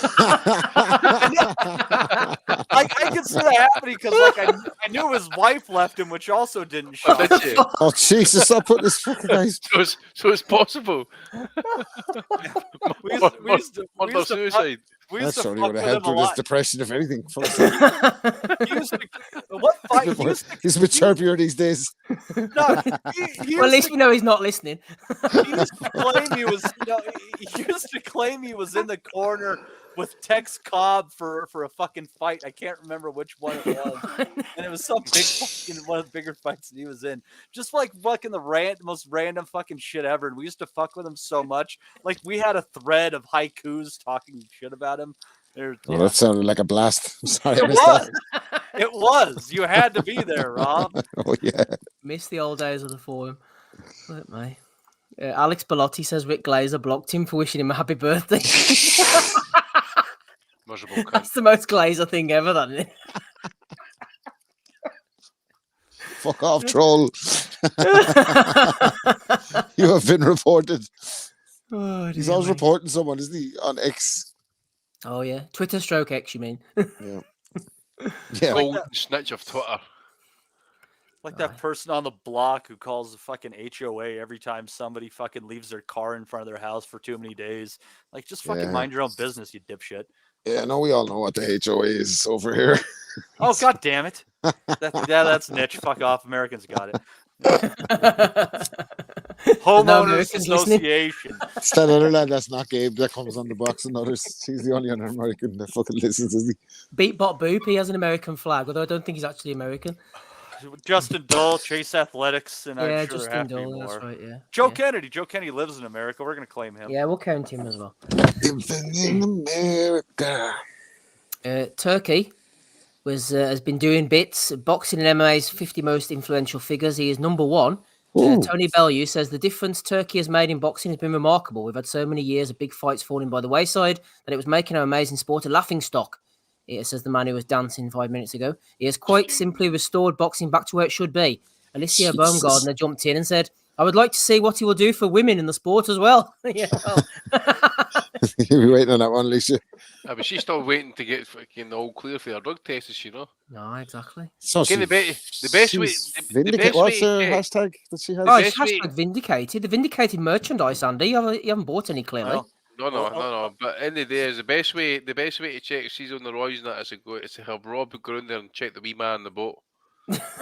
Well, See how big it is. If it's massive, then that's fucking clear proof that she'd be on the steroids. She exonerated herself. I don't kiss and tell. How dare you?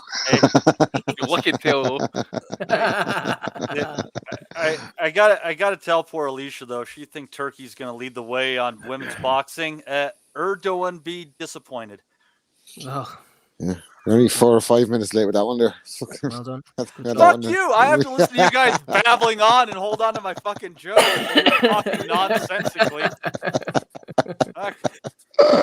Oh dear. Bantering like a couple of gals in the goddamn coffee shop, you fucking women. Paul jumped in on the bomber who was praising Turkey. He said, Tony twerking for a regime that would happily behead his brother. A regime that would actually stone you to death, actually, Tony. Oh dear me. Anthony, sorry. That's awesome. You're part of the family, Steve? Oh, well, you know. If they offer me the right payday, I'll be there. Just for a Saudi payday. Yeah, you said it. You fucking say anything, would he? Oh my god. He's coming back. He's Big Tony, apparently. This man, we haven't seen him out in Saudi yet. The Shannon the Cannon Briggs. Now, Take Ames, to be fair, sent me this. I was going to cut it for the video, but unfortunately, Ames, it had some kind of orchestral music in the background throughout it, which would have got us even further banned. So the Baroque Festival Orchestra. Well, I bet it resonates with him. You know, Baroque. Fucking ban us at this stage. Flat Baroque. Oh dear me. Yeah, he was getting his nose hairs clipped out anyway, so I've saved everybody. Save the clippings. Save the clippings on that one. Thanks to Take Ames. Here's one for you, Rob. If that's not enough. Derek Chisora, link in the bio for my OnlyFans, and there's a little teaser picture as well in case you. What's on that? I wonder. Someone or others will do a review, I'm sure. Hi, Ryan Dale. We need to get him on it. Look at the Tesco bag behind him.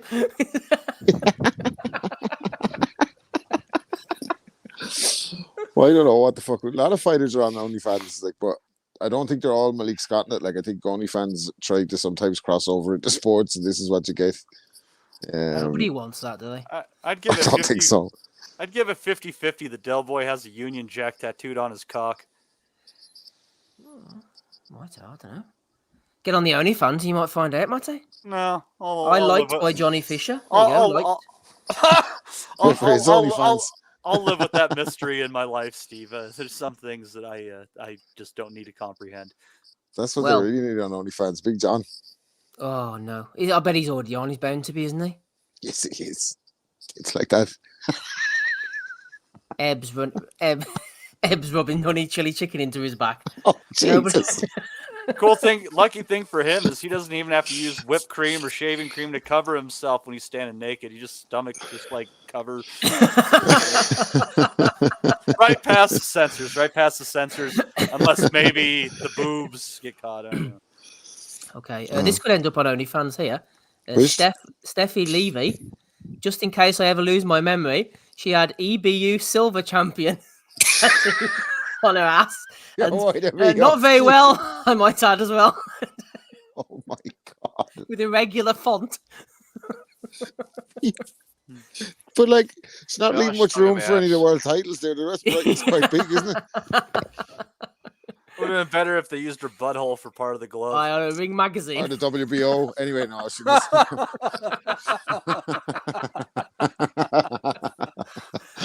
this is outrageous, man. Steffi, what are you doing, baby? Come on. Oh, fucking hell. Oh dear. Right, what else? It's really offsetting those lounge under. Fuck me. Eddie Hernandez has revealed that Tank Davis refused to discuss a potential $25 million payday to fight Conor Benn in the States. Do you think we'll ever see that fight? Says IFL. Fair, mate. Actually, this was one of my nominations as well because a few days ago, Javante stuck out a tweet. It was like another photograph or a screenshot, an email that Eddie had sent, apparently offering Javante $10 million plus an upside at the gate and pay-per-view. And he wanted to discuss it further, all that type of shit. Anyway, he deleted the tweet, But the comments to that tweet was fucking fantastic. See all the wee rim lickers for like Miss Matchroom. We're all talking about upsides like as if it was something that they talk about all the time. It was fucking hilarious. Anyway, I love those guys. I wish exactly because I was going to share it with you. That seemed I go in and try and share it. The fucking got deleted there, the bastards. But yeah, that was a belter. 20 million. Love to see it because Conor Ben's it's a cash out fight, really. We all know this. Andy, I believe in 2024 we'll see Conor Ben fighting Tank Davis for $25 million. You shit house, Steve. I believe. Say it again, Steve, because if he does, Eddie's going to end up taking that role in the kind of white pasture, you know. Eddie the Evangelist. Eddie the Evangelist. That's definitely on the cards. In front of 80,000 at Wembley, one of those little microphones. Can you imagine it at the Church of Miss Matchroom? I don't think you can pull that off. I don't think you can pull all that off with a fucking British accent. I'm sorry. Eddie could pull it off, man. Any problem. Eddie could say Sand to the Arabs, man. No, you got to have like that deep, like kind of like preacher resonant voice, like there's a man up in heaven, and what is his name? Jesus.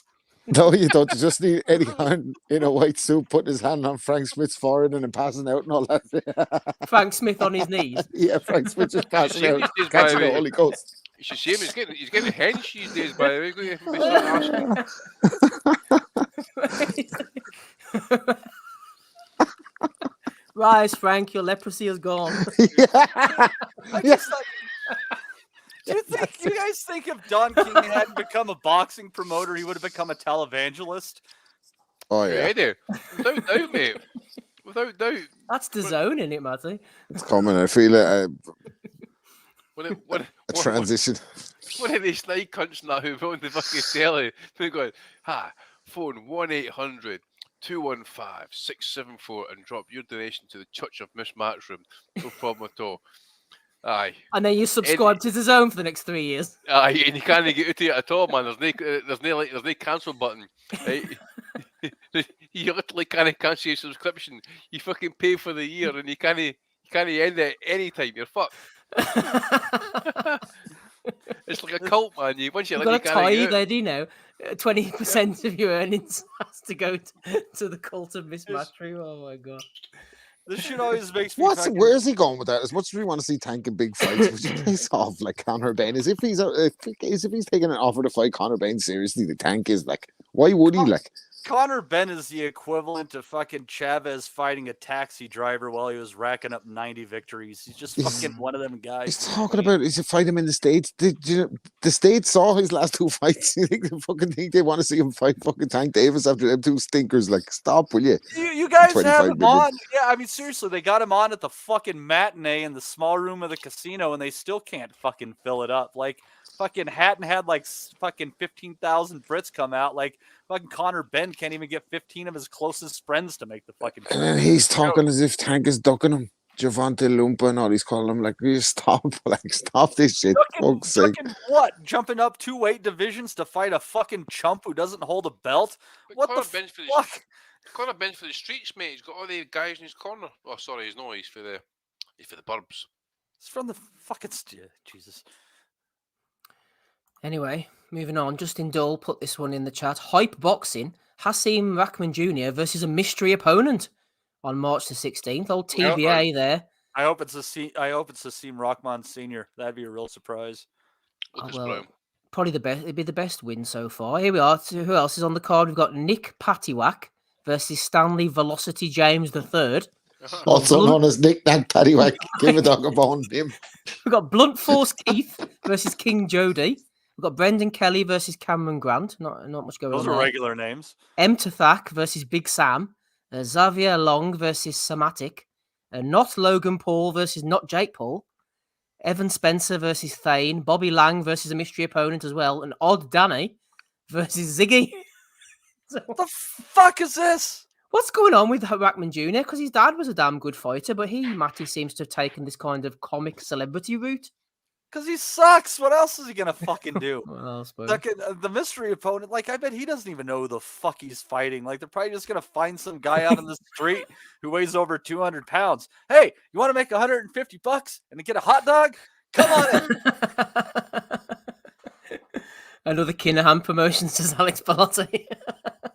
Hype boxing.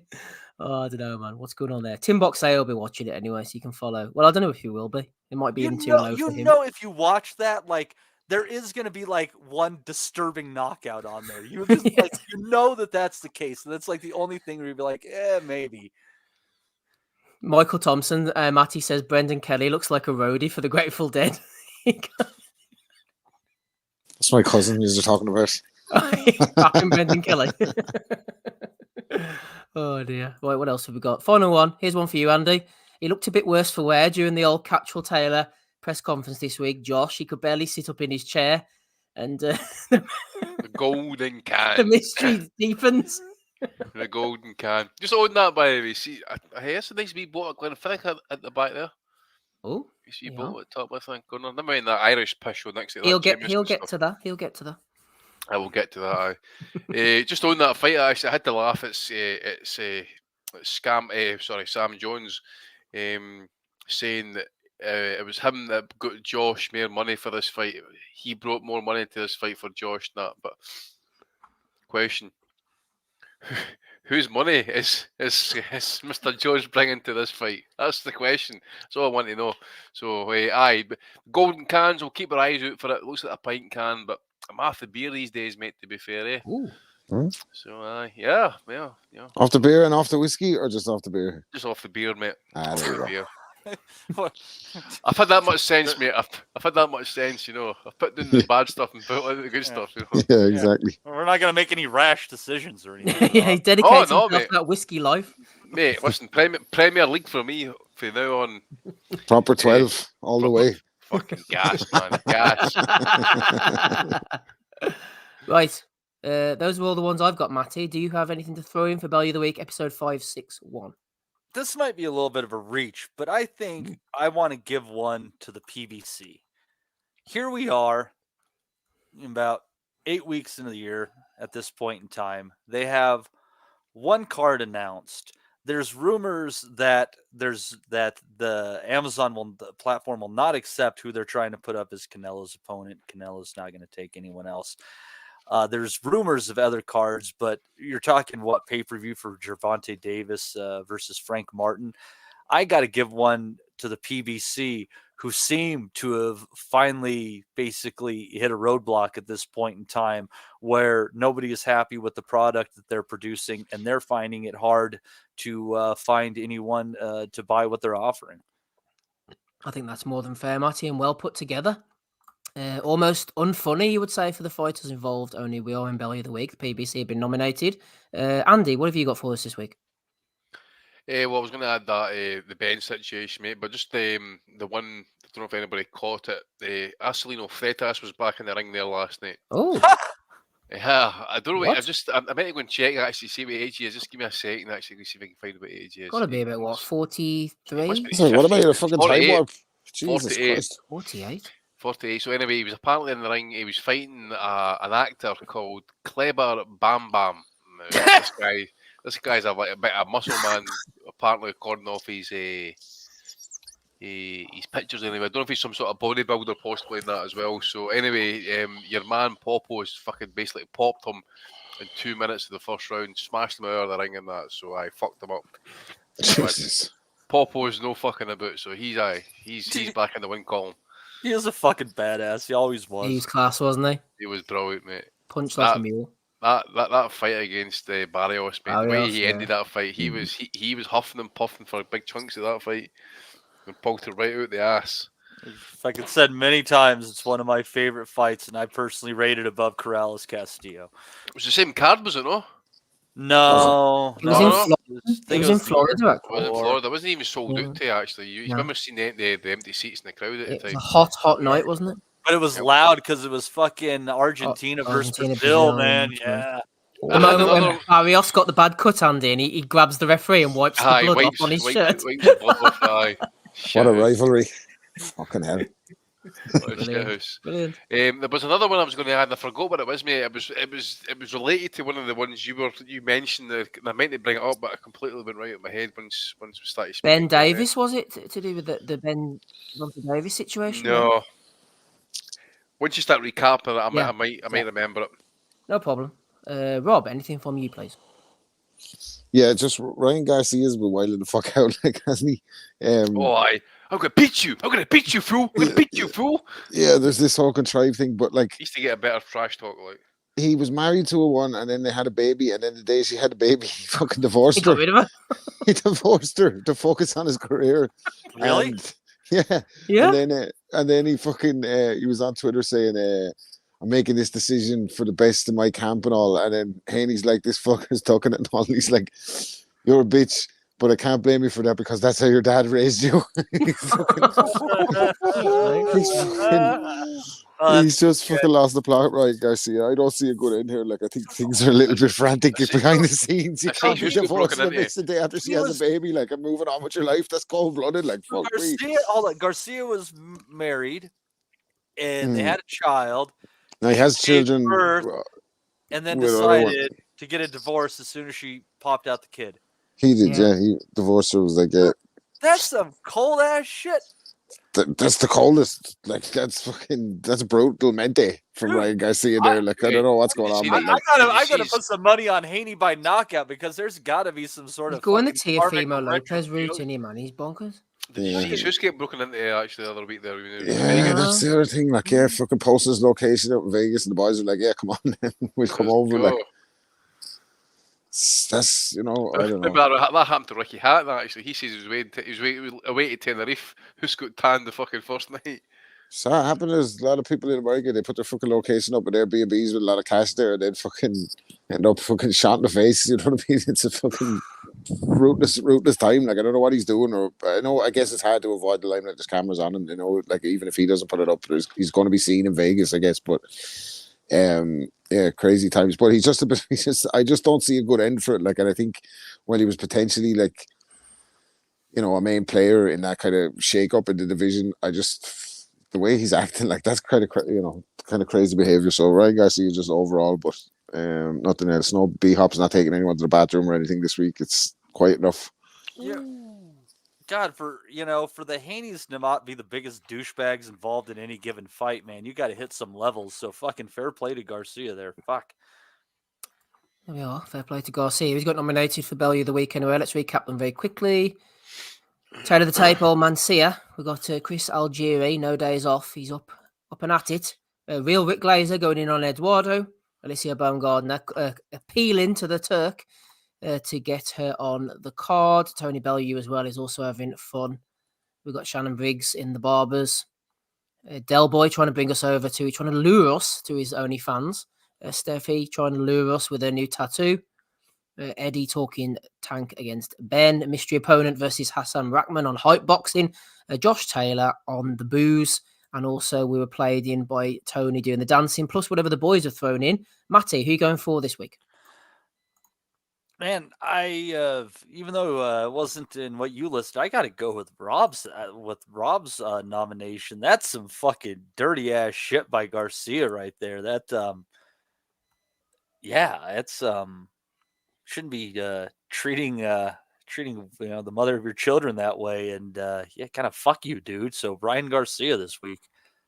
Okay, Johnny's asking for any Gad sound bites. Here's one for you. Saul Canelo Alvarez. Alvarez. Sounds like Bob Marley trying to speak Spanish. In Kingston, Jamaica. Quebec City. Quebec City. Can I please see the Phoenix? Yeah, one more for good luck. I mean, you were literally fighting every month before you fought Joe Frazier in Kingston, Jamaica. Oh my God. Are you going for Andy this week?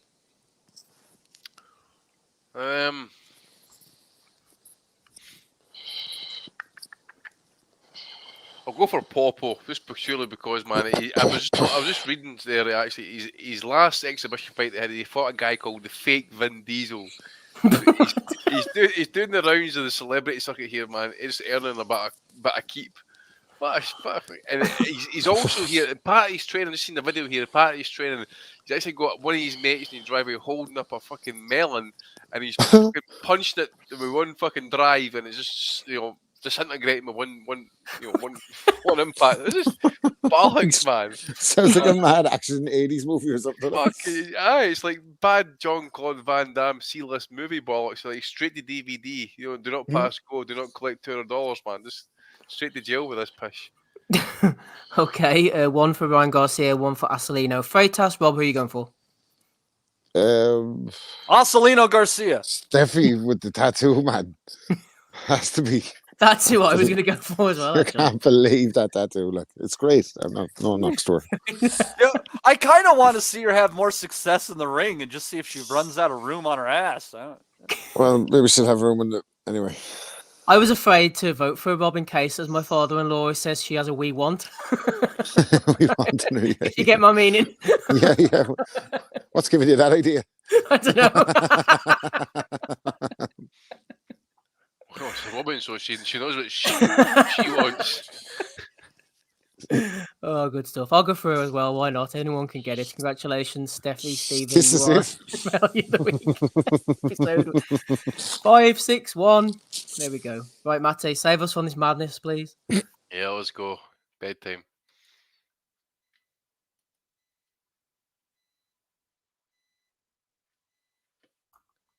You right there, Matt? I believe. Sorry. I would thanks for everyone in the chat there today. I'd like to thank Johnny for throwing in his customary 79p, as well as my dear Sydney for wishing me a happy birthday and throwing $9.99 in there into the super chat as well.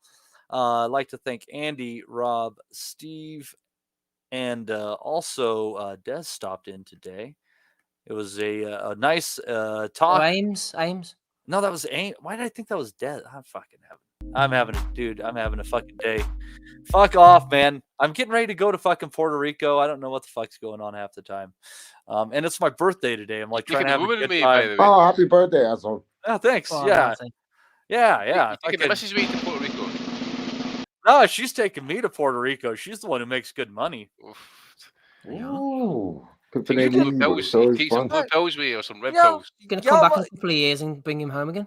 Yeah, motherfuckers did shit backwards. No. You find a woman to take care of you. See, backdoor, right? Okay. Yeah. Yeah. Steve. Oh, my good friend. I'm not like so disappointed thinking Des was Ames. I don't know what the fuck's going on, man. Fucking anyhow, just further proof that we need to get this fucking thing knocked out of the park here and finish her up. But so yeah, it was a good time. I will not be with you guys next week. Maybe I'll hop on for a second. I am going to be in Puerto Rico. Well, we'd hope you'd be hopping on for a second if you're in Puerto Rico. Maybe more than a second.